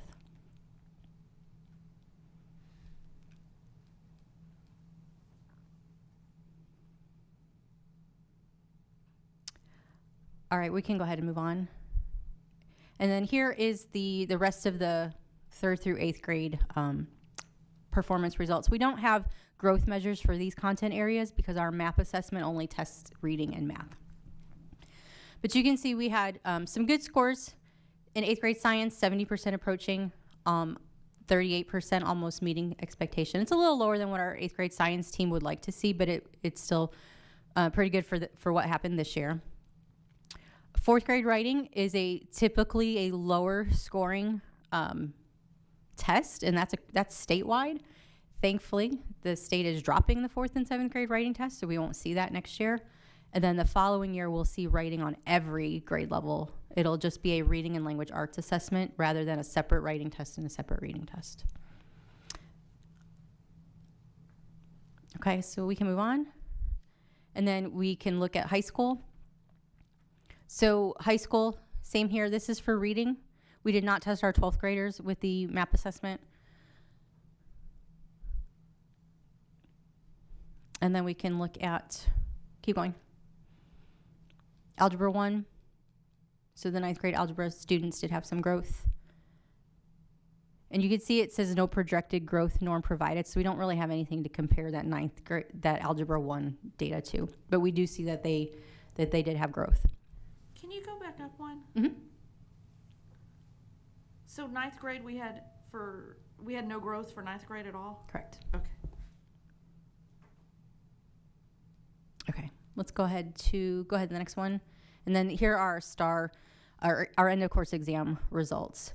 So US history, 11th grade, 91% approaching, which is fabulous. And that was actually a little bit of a dip. So that's really exciting to see that many students perform that strongly. You can see almost 70% meeting expectations, 40% mastering. So that shows the hard work that our 11th grade English or US history teachers put in this year, and the work the students did. English 2, so our 10th grade students did a really strong job. Almost 70% approaches, 51% meets expectation is actually really exciting to see. That's higher than normal. Biology, we had almost 80% approaching, which is actually a dip from our past performances. Algebra 1, again, 80%, a little bit of a dip, but still exciting to see that many students hitting those benchmarks. English 1, 9th grade, definitely lower than what we would want to see there. And then our Algebra 1, 8th grade students did just outstanding. 100% of them hit approaching, 84% meeting expectation, then 50% mastering. And so those are, of course, our students who will go into the honors math track at the high school. Okay, we can keep going. And then here, we'll just take a quick look at how our students did compared to how they did 2 years ago, the last time they took a STAR test. So we're not comparing today's 5th grade scores to 2 years ago 5th grade scores. We're comparing today's 5th grade scores to how they did as 3rd graders 2 years ago, just to kind of give an idea of where we are. Same students. Yes. 2 years ago. Yes. So we're looking at the cohort groups here. So if you want to scroll down. So here are our exiting 5th graders. So these are the students moving on to the middle school. So you can see in reading, as 3rd graders, they were at about 67% approaching, and now as 5th graders, they were 69%. So that's great. Something to keep in mind are the 5th grade tends to do better on their reading and math tests than other grade levels. So just a little caveat, it's a state issue. I'm not going to get into analyzing the STAR test for you, but the 5th grade test is a little bit more traditionally, it's more highly passed than other grade levels. But it's still exciting to see that they're right where they were a couple years ago. All right, we're going to scroll down.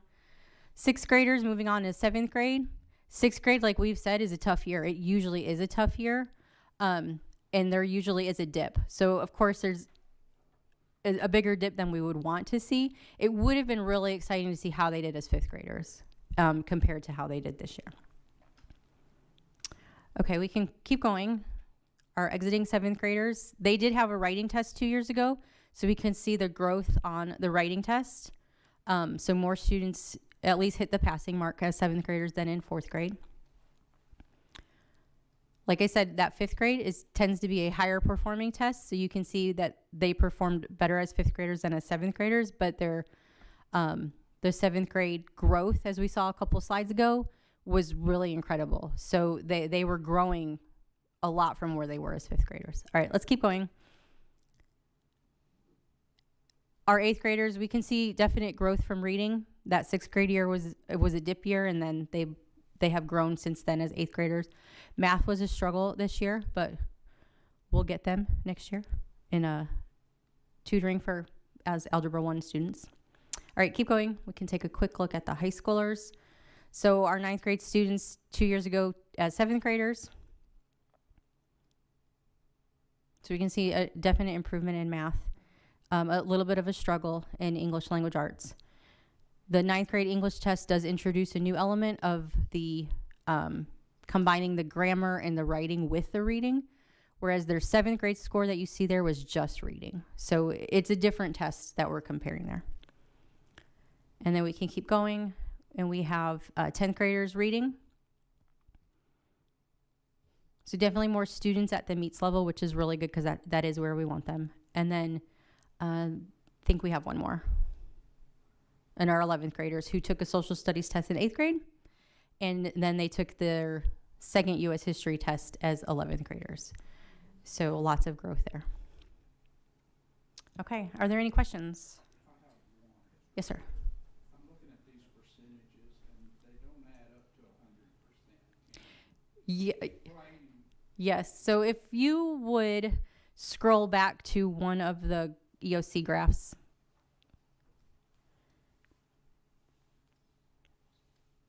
That one will work. So the way the state reports this data, 91% of our 11th graders approach the standard, right?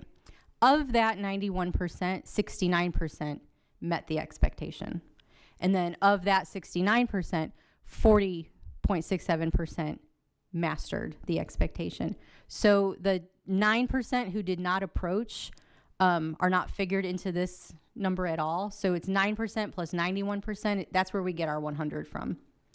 And then the meets and masters come out of that 91%. That's the way the state reports it.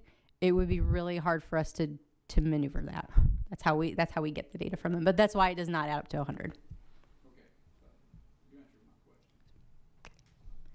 Any other questions? Okay, thank you.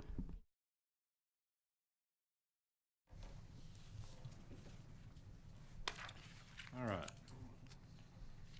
On to item number 10, pass presentation of interventions and reassessments.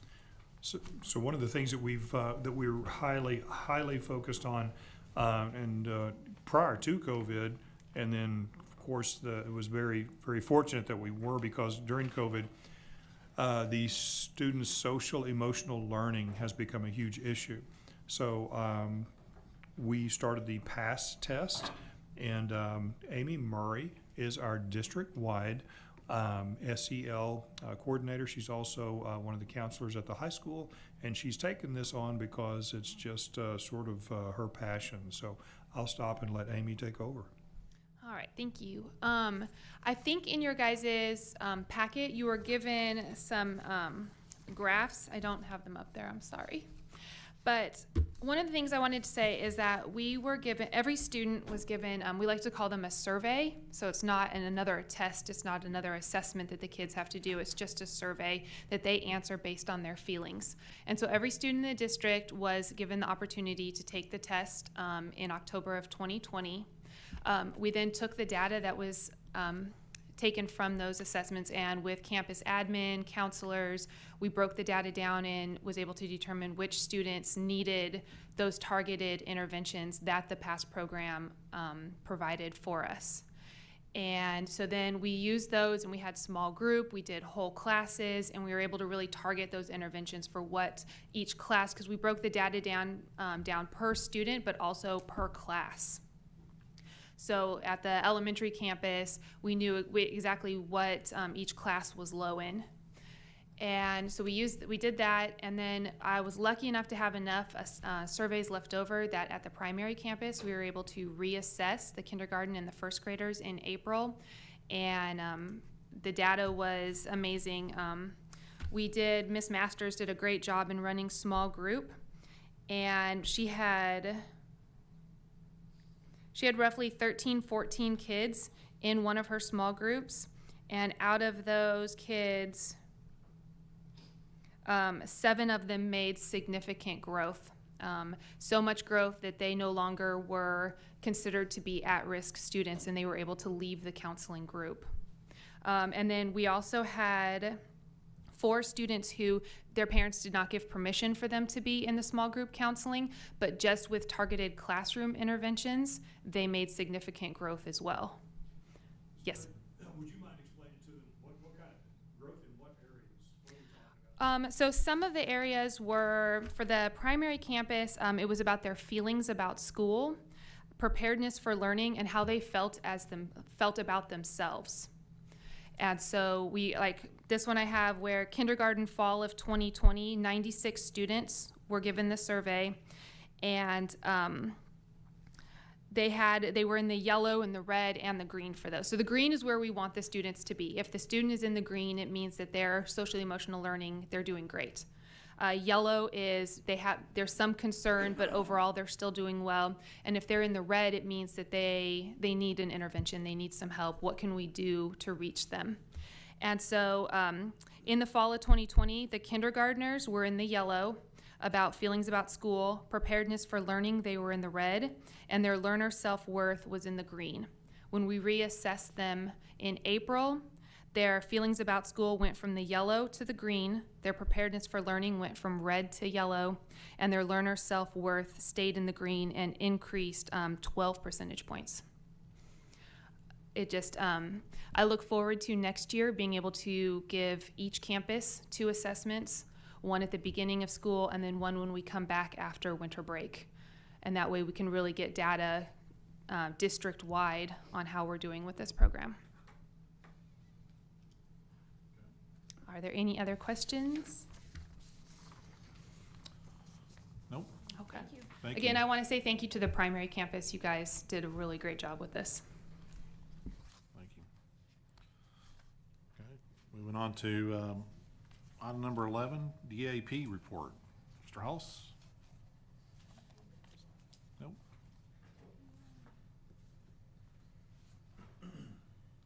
We lose him? He bailed on us.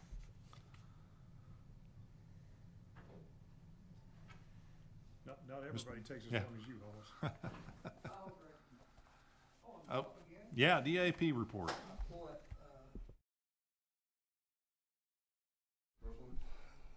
Yes.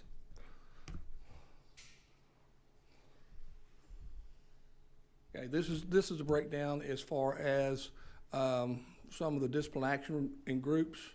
One of the things that when students come to DAP, we have to code them in certain ways, and one of the areas that we have to look at when we get to the end, we get our discipline reports, is that we aren't placing certain groups of students more than others. So if you'll just look real quickly on that, in our all categories, 602 students, and we had 33 DAP actions.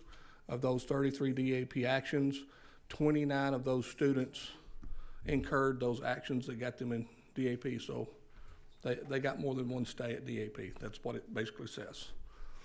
Middle school, same type of breakdown. Go ahead and close this one out and pull the next one up. It's a little better report. And I will give you one piece of positive. No, give me the next one. The next one. Yes. I'll give you the positive from COVID in DAP. Our numbers in the fall for DAP, and what I had Ms. Nedick and Ms. Price do is get together and put a comparative study. If you'll notice that in 18-19 we had 108 students in DAP, and you can see the breakdown as far as middle school and high school. 19-20 was 77, and this year we only had 55 students total in DAP. And I directly correlate that with the fact that a large number of our students were not on site to start the school year. If you'll notice, from fall to spring semester, those numbers changed. As the number of students increased, so did some of the activities that will get you placed in DAP. Any questions? I have a question on the other reports. Yes. Besides some of them, it said summer. What does that mean? Pull it back. Summer school or? I don't know. If you look Yeah. at that, see how it says like economic disadvantage and then summer? Summer school?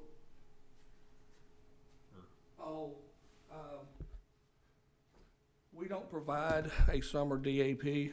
There are some districts, because this is pulled from our Skyward coding piece. If we were a larger district, that sort of thing, there's some actual summer school, but what that summer means is that's when that numbers are pulled and reported. It's a summer submission piece, okay? Any other questions?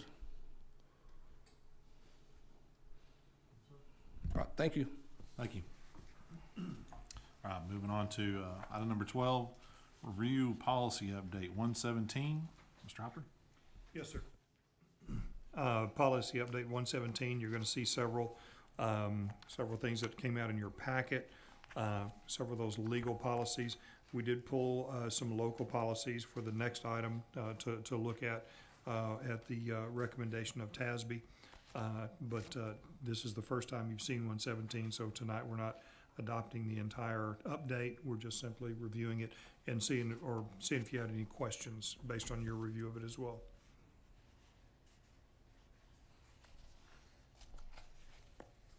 Questions?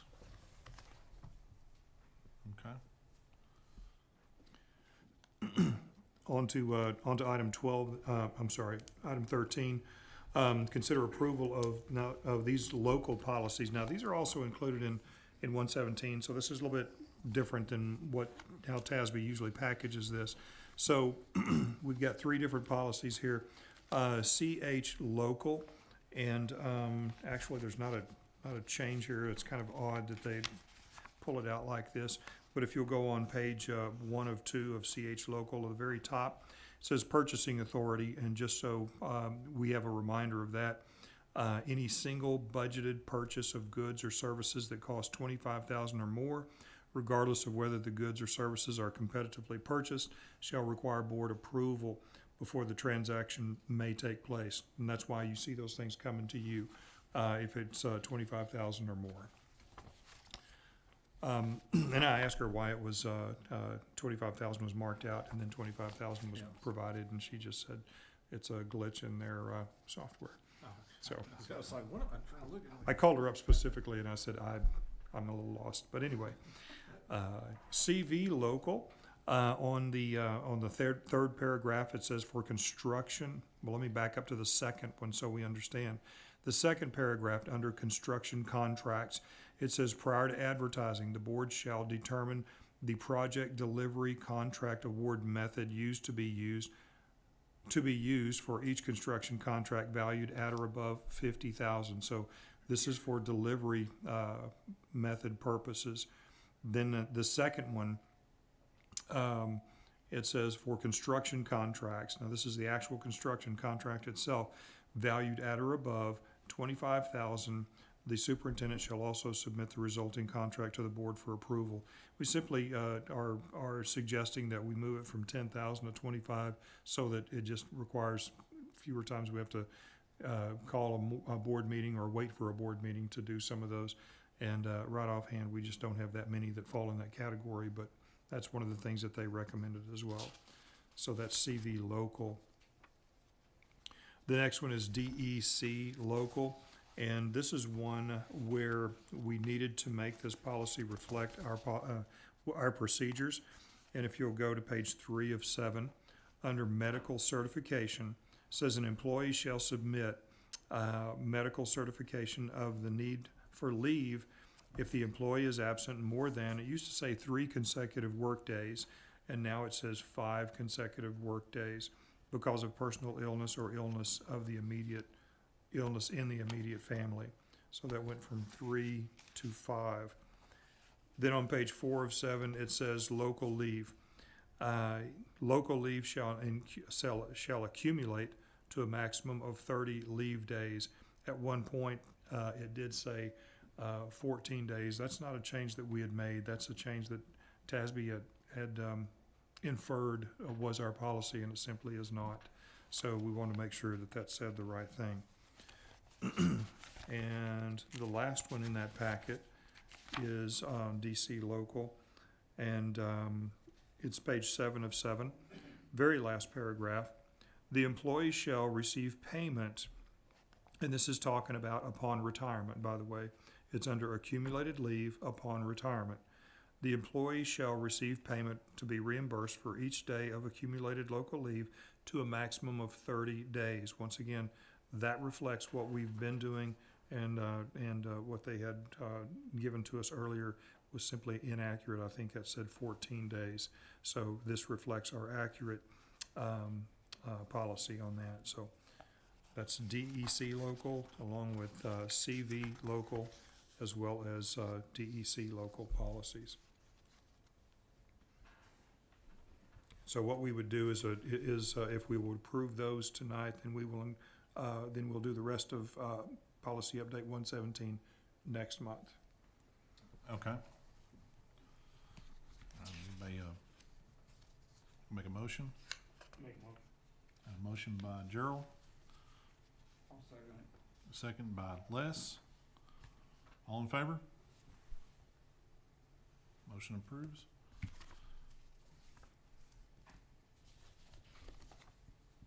All right. Let's see, all right, so we're going down to item number 14, consent agenda. We're gonna, Make a motion, consent agenda. I got a motion by Gerald, I'll second. a second by Greg. All in favor? Motion passes. Okay.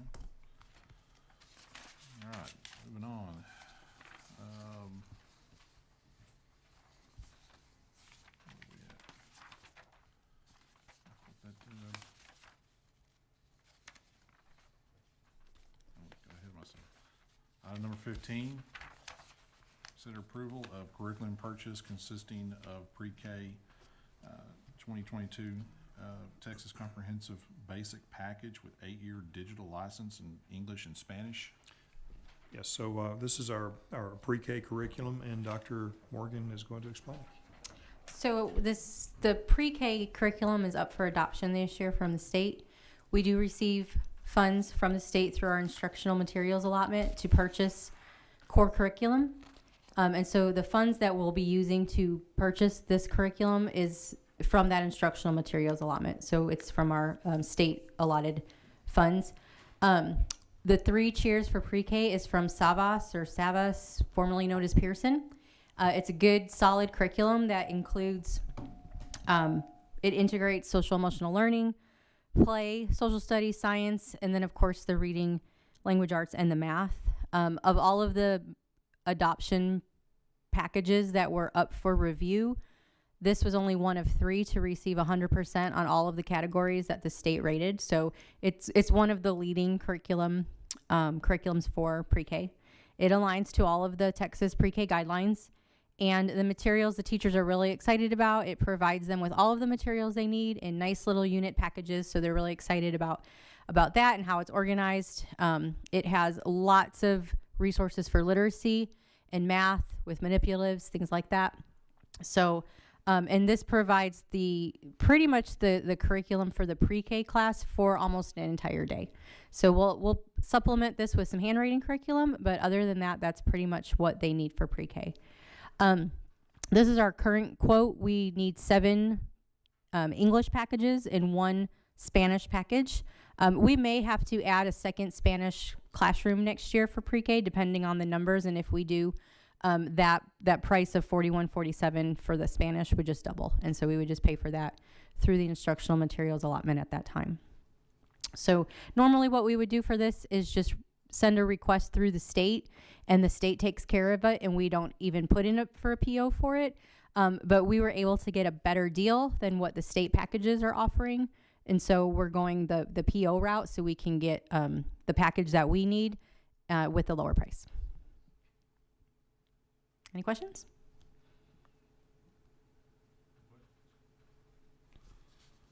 Anybody like to make a motion? I'll make a motion that we approve the curriculum purchase as presented. I got a motion by Katie, Second. second by Gerald. All in favor? Motion passes.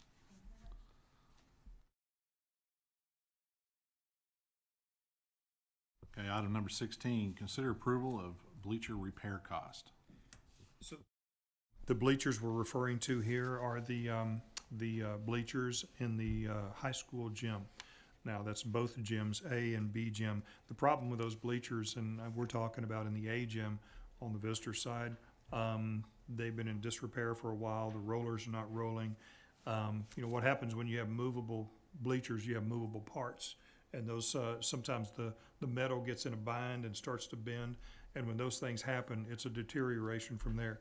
It can take years for that to happen, but ultimately what you end up with is in bleachers that don't open and close correctly.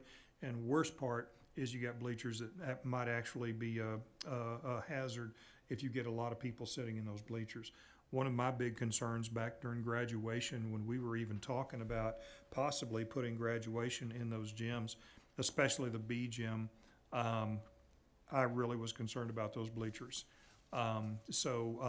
Anyway, these things, I believe, to protect the district, we need to get them repaired. So we've got some estimates here.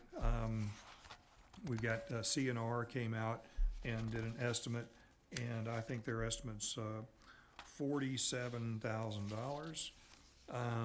Then we've got another group that came in, and CNR Seating provided what I believe would be a better deal for us if we choose to do this. The A gym is for $12,553, and the B gym would be $25,077 for a total of $37,630. Well, I think you said that CR group twice there, but H2I was the one for 47 all. I believe. Yes. Yeah. That's your recommendation? My recommendation would be CNR, yes, sir.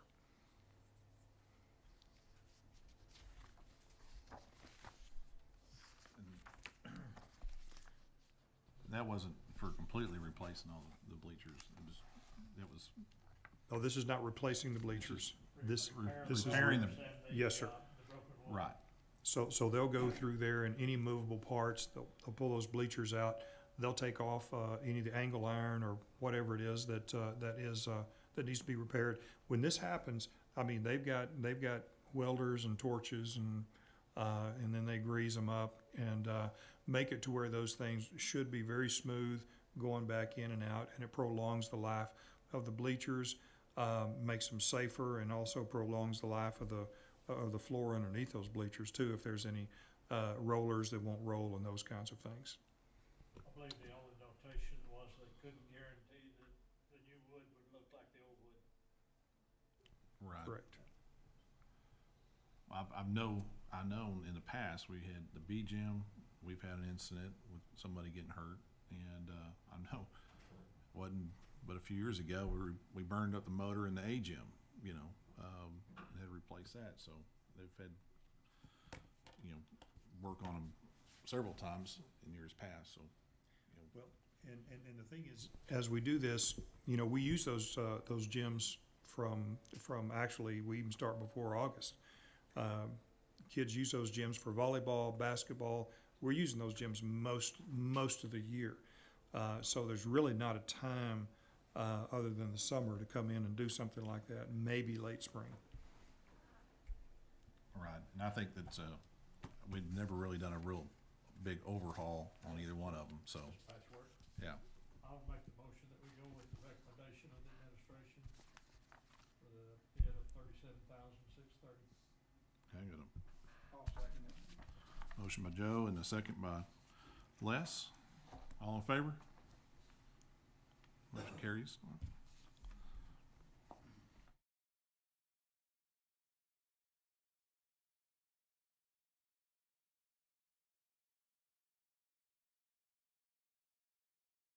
Okay, moving on to item number 17, consider approval of purchase of walk-in cooler.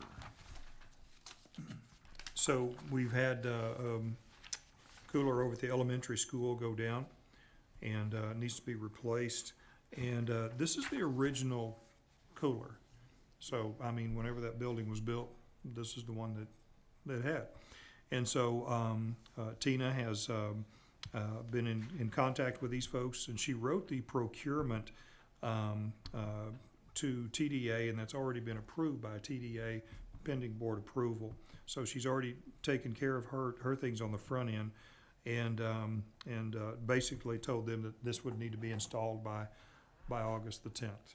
So, yeah, I mean, it's just a worn out cooler, and this one is for, you can see the price on this one is $64,258. She's got the money in her in her account. So we have We have similar situation over at the high school, not quite as bad, but we actually went in and did some preventive maintenance on a lot of the other machines around the district. So I think we're in pretty good shape on some of those, on the rest of those. But this one here was pretty far gone. And we only have one quote? That is all she presented. Let me look. Yes. There aren't a whole lot of vendors out there for this, but that's all she provided. Yeah, I saw that. I guess they have to have a crane to get it. This is a pretty Fairly large. major deal. Yes, sir. Okay. Would like to make a motion? I'll make a motion that we approve the purchase of a new walk-in cooler for the elementary school. I'll second. Motion by Katie and a second by Greg. All in favor? Motion passes. Okay. Moving on to item number 18, consider approval of general fund budget amendment. Item number 18 is a fund budget amendment we did get a check from TASB, and this is basically to basically be able to put that money in our account. And that was which one was that now? Was that the gym floor? Yeah, we finally got the gym floor check, and so the budget amendment is simply to place that in there. Trying to pull it up here. Megan, is that in here? In the packet? Should be.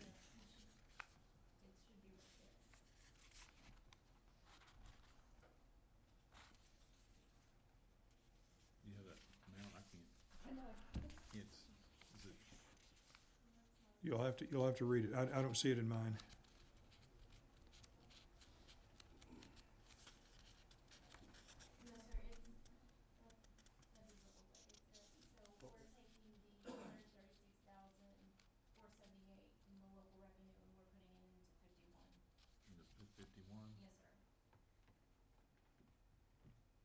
You said that amount again?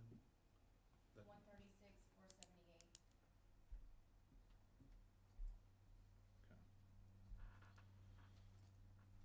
I'll make a motion to approve the general fund as budget amendment as presented.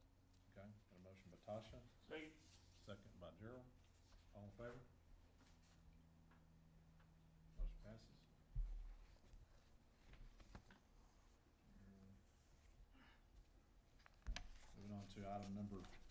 Moving on to item number 19, consider approval of debt service budget amendment.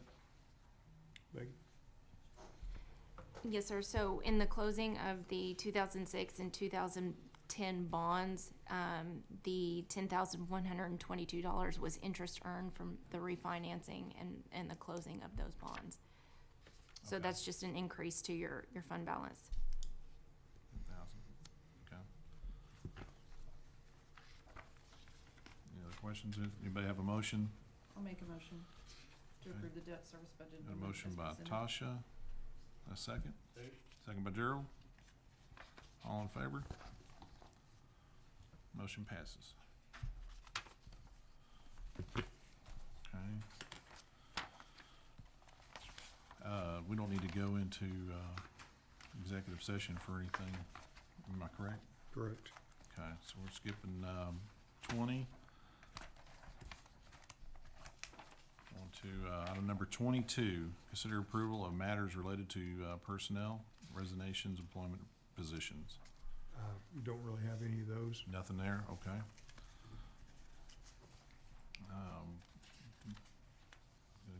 Go to item number 23, consider approval of amendments to stipend schedule. So, there is an amendment to the stipend schedule, and it's the very third page, the last one on here. And, if you remember right, we were approved, or we received the, blended learning grant, for $300,000. That was delayed for a year because of COVID, so now it's kicking in. A part of that grant, as it was written, was to provide an $8,000 stipend to, what they tell us has to be a blended, learning manager. And so that stipend, would be $8,000, and that's fully funded by the grant itself. So it doesn't come from our 199 budget, it goes straight from the grant, but we have to have it reflected on our stipend sheet. Okay, thank you. Would you like to make a motion? I will make a motion. A motion by Katie, Yes, sir. you got a second? I'll second. Second by Tasha. All in favor? Okay, motion passes. All right, moving on to item number 24, reports. We have any reports? So I would, in looking at our enrollment report, under superintendent, what I wanted to do is just kind of touch on, kind of hit the high spots on this thing. And, just let you know that, you know, we've been saying that we've lost 30 students this year to, you know, to simply checking out of school, to COVID or whatever. When I say 30 students, what I'm talking about is from our October high of 2,203 students. Our year end last year, we were at 2,185. This year, our year end was 2,170. So from year end to year end, that's a net loss of 15 students. So I just wanted y'all to understand that discrepancy. When I refer to 30, it refers to our mid-year high, or our October snapshot date high. So we have, so that's a 0.6% decrease this year. And again, I think we understand why. Just to look real briefly through the past several years, you know, we've been gaining. Year before that, we gained 34 students. Year before that, we gained 85. The year before that, 50, and before that, 62, before that, 66. We go back to 2014-15 school year, where we actually lost 8 students from there to the prior year. So, and I'm not sure what happened, because we gained 61 in 13-14. We lost 8 in 14-15, and we gained back another 66 in 15-16. So I don't know what that phenomenon was that year. Maybe some of you do. But my point is that year in and year out, you know, we're gaining 66, 62, 50, 85, year before last 34, and then 15. So in our high years, fairly consistently high years, we're gaining somewhere between 3.5% and 4% students. So I'm going to bring a report in July that, and I say it's a report, it's really a projection, because I'm nailing down our developers into when are you going to be building, what are you going to be building, what are your projected numbers. These are numbers that we have to take very seriously, of course, and these guys are, and I'm talking about, there are some of them that are, it's kind of hard to nail down, and frankly, some of them are kind of hard to believe. But there are about 3 developers, and that doesn't even count LGI, that I do believe are very legitimate. And 2023, they're going to be selling houses. So those are numbers that we need to have right there on the forefront as we look ahead and try to make our plans. If this sneaks up on us and we're not aware of it, you know, that's our fault. So anyway, but I wanted you to kind of see the numbers year in and year out.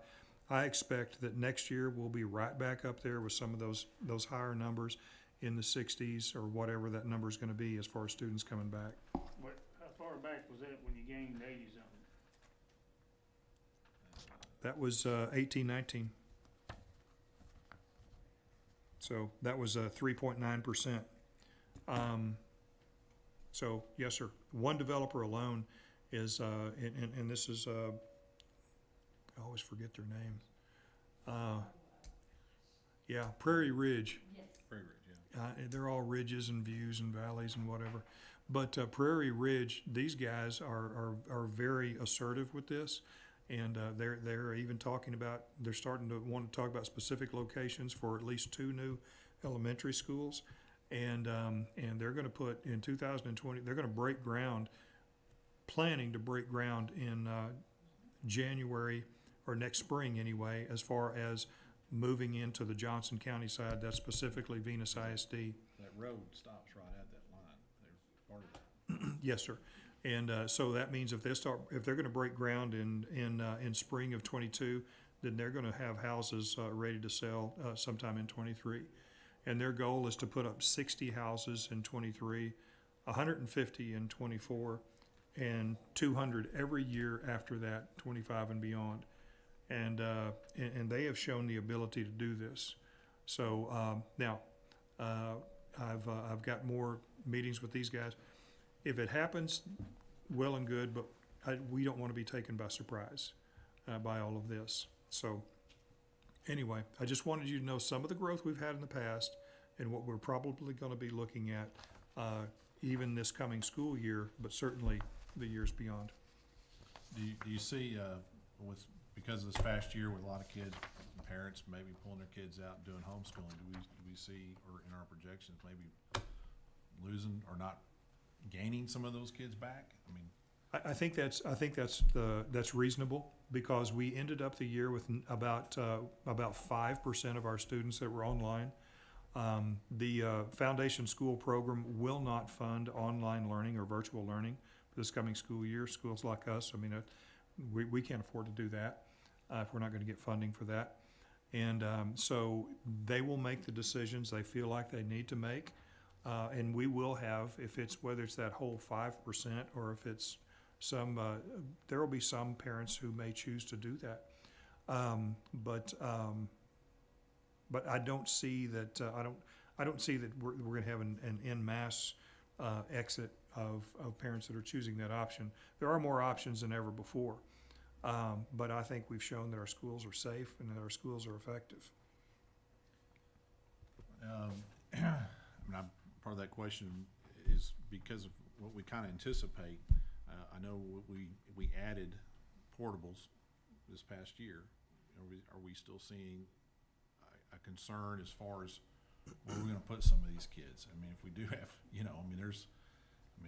we're in a position now where we can't just go, add portables to solve the problem. Just we can if we have to, but it's. Correct.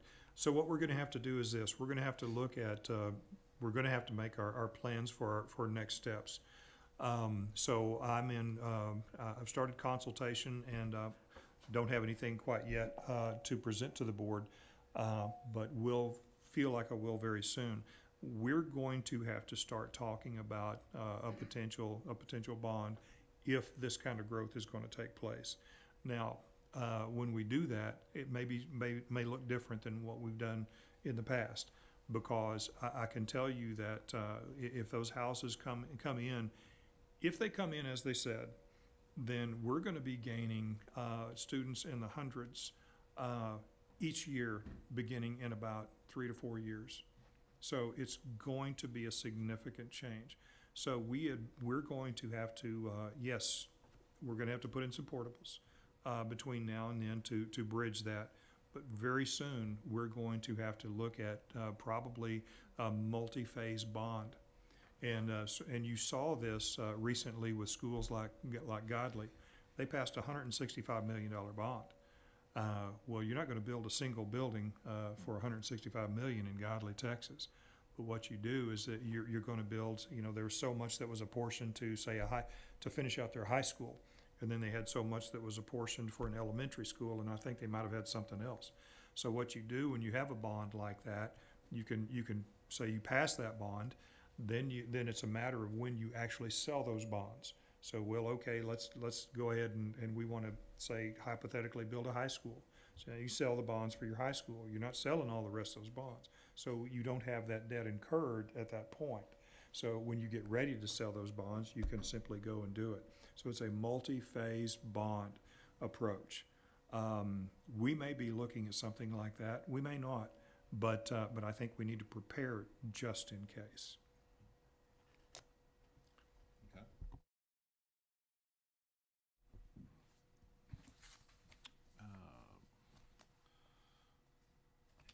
Mr. Superintendent, you have anything? You good? Okay. I've already got to listen to me enough tonight. Maybe you have anything on the Chief Financial Officer? You have any update? No, sir. Are there any questions about the the May payments or anything like that. This was my first month to really get in and see the expenditures and kind of see what all was out there. I noticed that we pay 3 different vendors, electricity. I was wondering why that was, but do y'all have any questions for me? Do not? No, sir? Okay. No? Okay. Is there any other reports we need to go over? Again, yes, I would like to go over the food service, and I'll do it very briefly. And once again, I wanted to announce, and I don't know that everybody heard it, but this school year, we will have free meals to all enrolled students. Parents, so in other words, breakfast and lunch, all of our kids are going to eat free. It's a great program. It is an extension of the summer program into the school year. And so anyway, now, and Tina wrote down here, we're doing a continuation of the summer meal program that allows all students to be served breakfast and lunch at no cost. So parents are not going to have to fill out the free and reduced lunch application. However, we do have a form that is in their registration packet that they are going to have to fill out, because so much of what we do in public schools is predicated on those numbers in the past that do the free and reduced lunch forms. Those are the numbers that tell us what our economically disadvantaged numbers look like and those kinds of things. You have, and so many grants and other things are based on those free and reduced lunch numbers. So they will now fill out a free and reduced lunch form, but there is a form with very similar questions that's in their registration packet. But the exciting thing is that parents won't have to pay for breakfasts and lunches all the way. Quick question, this is a one-year deal? Currently, yes, sir. And what is going to be the cry if they're not paying this year and next year, that the school district, if we want to continue that, the local district has to pick up that money? Well, Or are we just continuing? well, our hope is that this is going to go on beyond this. This is a program that they haven't told us it's only going to be for a year. But some other schools have been doing this, and so we have. You're absolutely right. If we, and we talked about that briefly up here too. If it's 0 now, it's hard to go back. But it's again, in these very, very difficult times, I think the timeliness of this is very important. And if we do have to at some point reinstate normal lunch prices, we would know well enough in advance to be able to tell parents, hey, next year you're going to have to go back to the other program. Okay. I do want to go back on something. I just ask Mr. Moore, on in athletics, how we doing on summer? One of the things I wanted to brag on. Sure. On the summer workouts, the Monday through Thursday evening workouts, they're averaging between 85 and 100 kids. The Friday morning, because a lot of our kids, those numbers are down a little bit, but they've been running close to 100 kids every night. And that's boys and girls, middle school and high school combined. Those good numbers. Okay. Okay. Is there, on maintenance, is there anything that we may have to put off this year? Not a put off, but one of the things I am looking at, and we weren't ready to bring it tonight because I wanted another estimate, quite honestly. But we may have a way of actually doing some pretty significant work on the parking lot behind the elementary. And it's starting to look like a third world country back there. And so anyway, I've got one estimate. But if we do it, we need to make sure that we do it right. The estimate that we have is right at 30,000, but for another 15,000, if we could put some select fill under there. Well, let's just say if we don't put that select fill under there and we run those school buses over and over and over, we may end up right back where we started. Because between the time between now and the time that we actually remove those portable buildings off that lot, it may be a substantial amount of time. So if, I think it would be in our best interest if we have it in the budget, and currently we do, and it's something that's gonna last, if we can fix that parking lot, not only for our teachers' everyday use, our students to cross it, also our parents when they come to events. But I should have that within very, very quickly. You're talking about taking the asphalt up, possibly doing lime stabilization or something Yes, sir. similar, and then going back with asphalt? Yes, sir. Yeah, it wouldn't be a concrete because that would be a final stage, and we're not quite ready for that. Anything on transportation that you see? No, sir. Okay. Okay. All right, anybody else have any other questions on reports? All right, well, okay, moving on to item number 25, board request for any additional items. The next scheduled board meeting would be July 19th. Anybody have anything they want to see on the next board meeting? Nothing?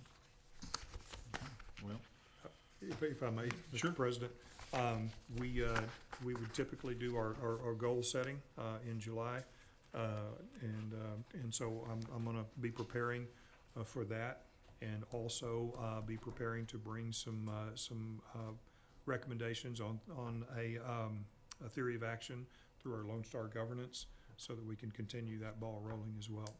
So, okay. Sounds good. All right, item number 26, adjourn. We adjourn the meeting at 8:41. Thank y'all.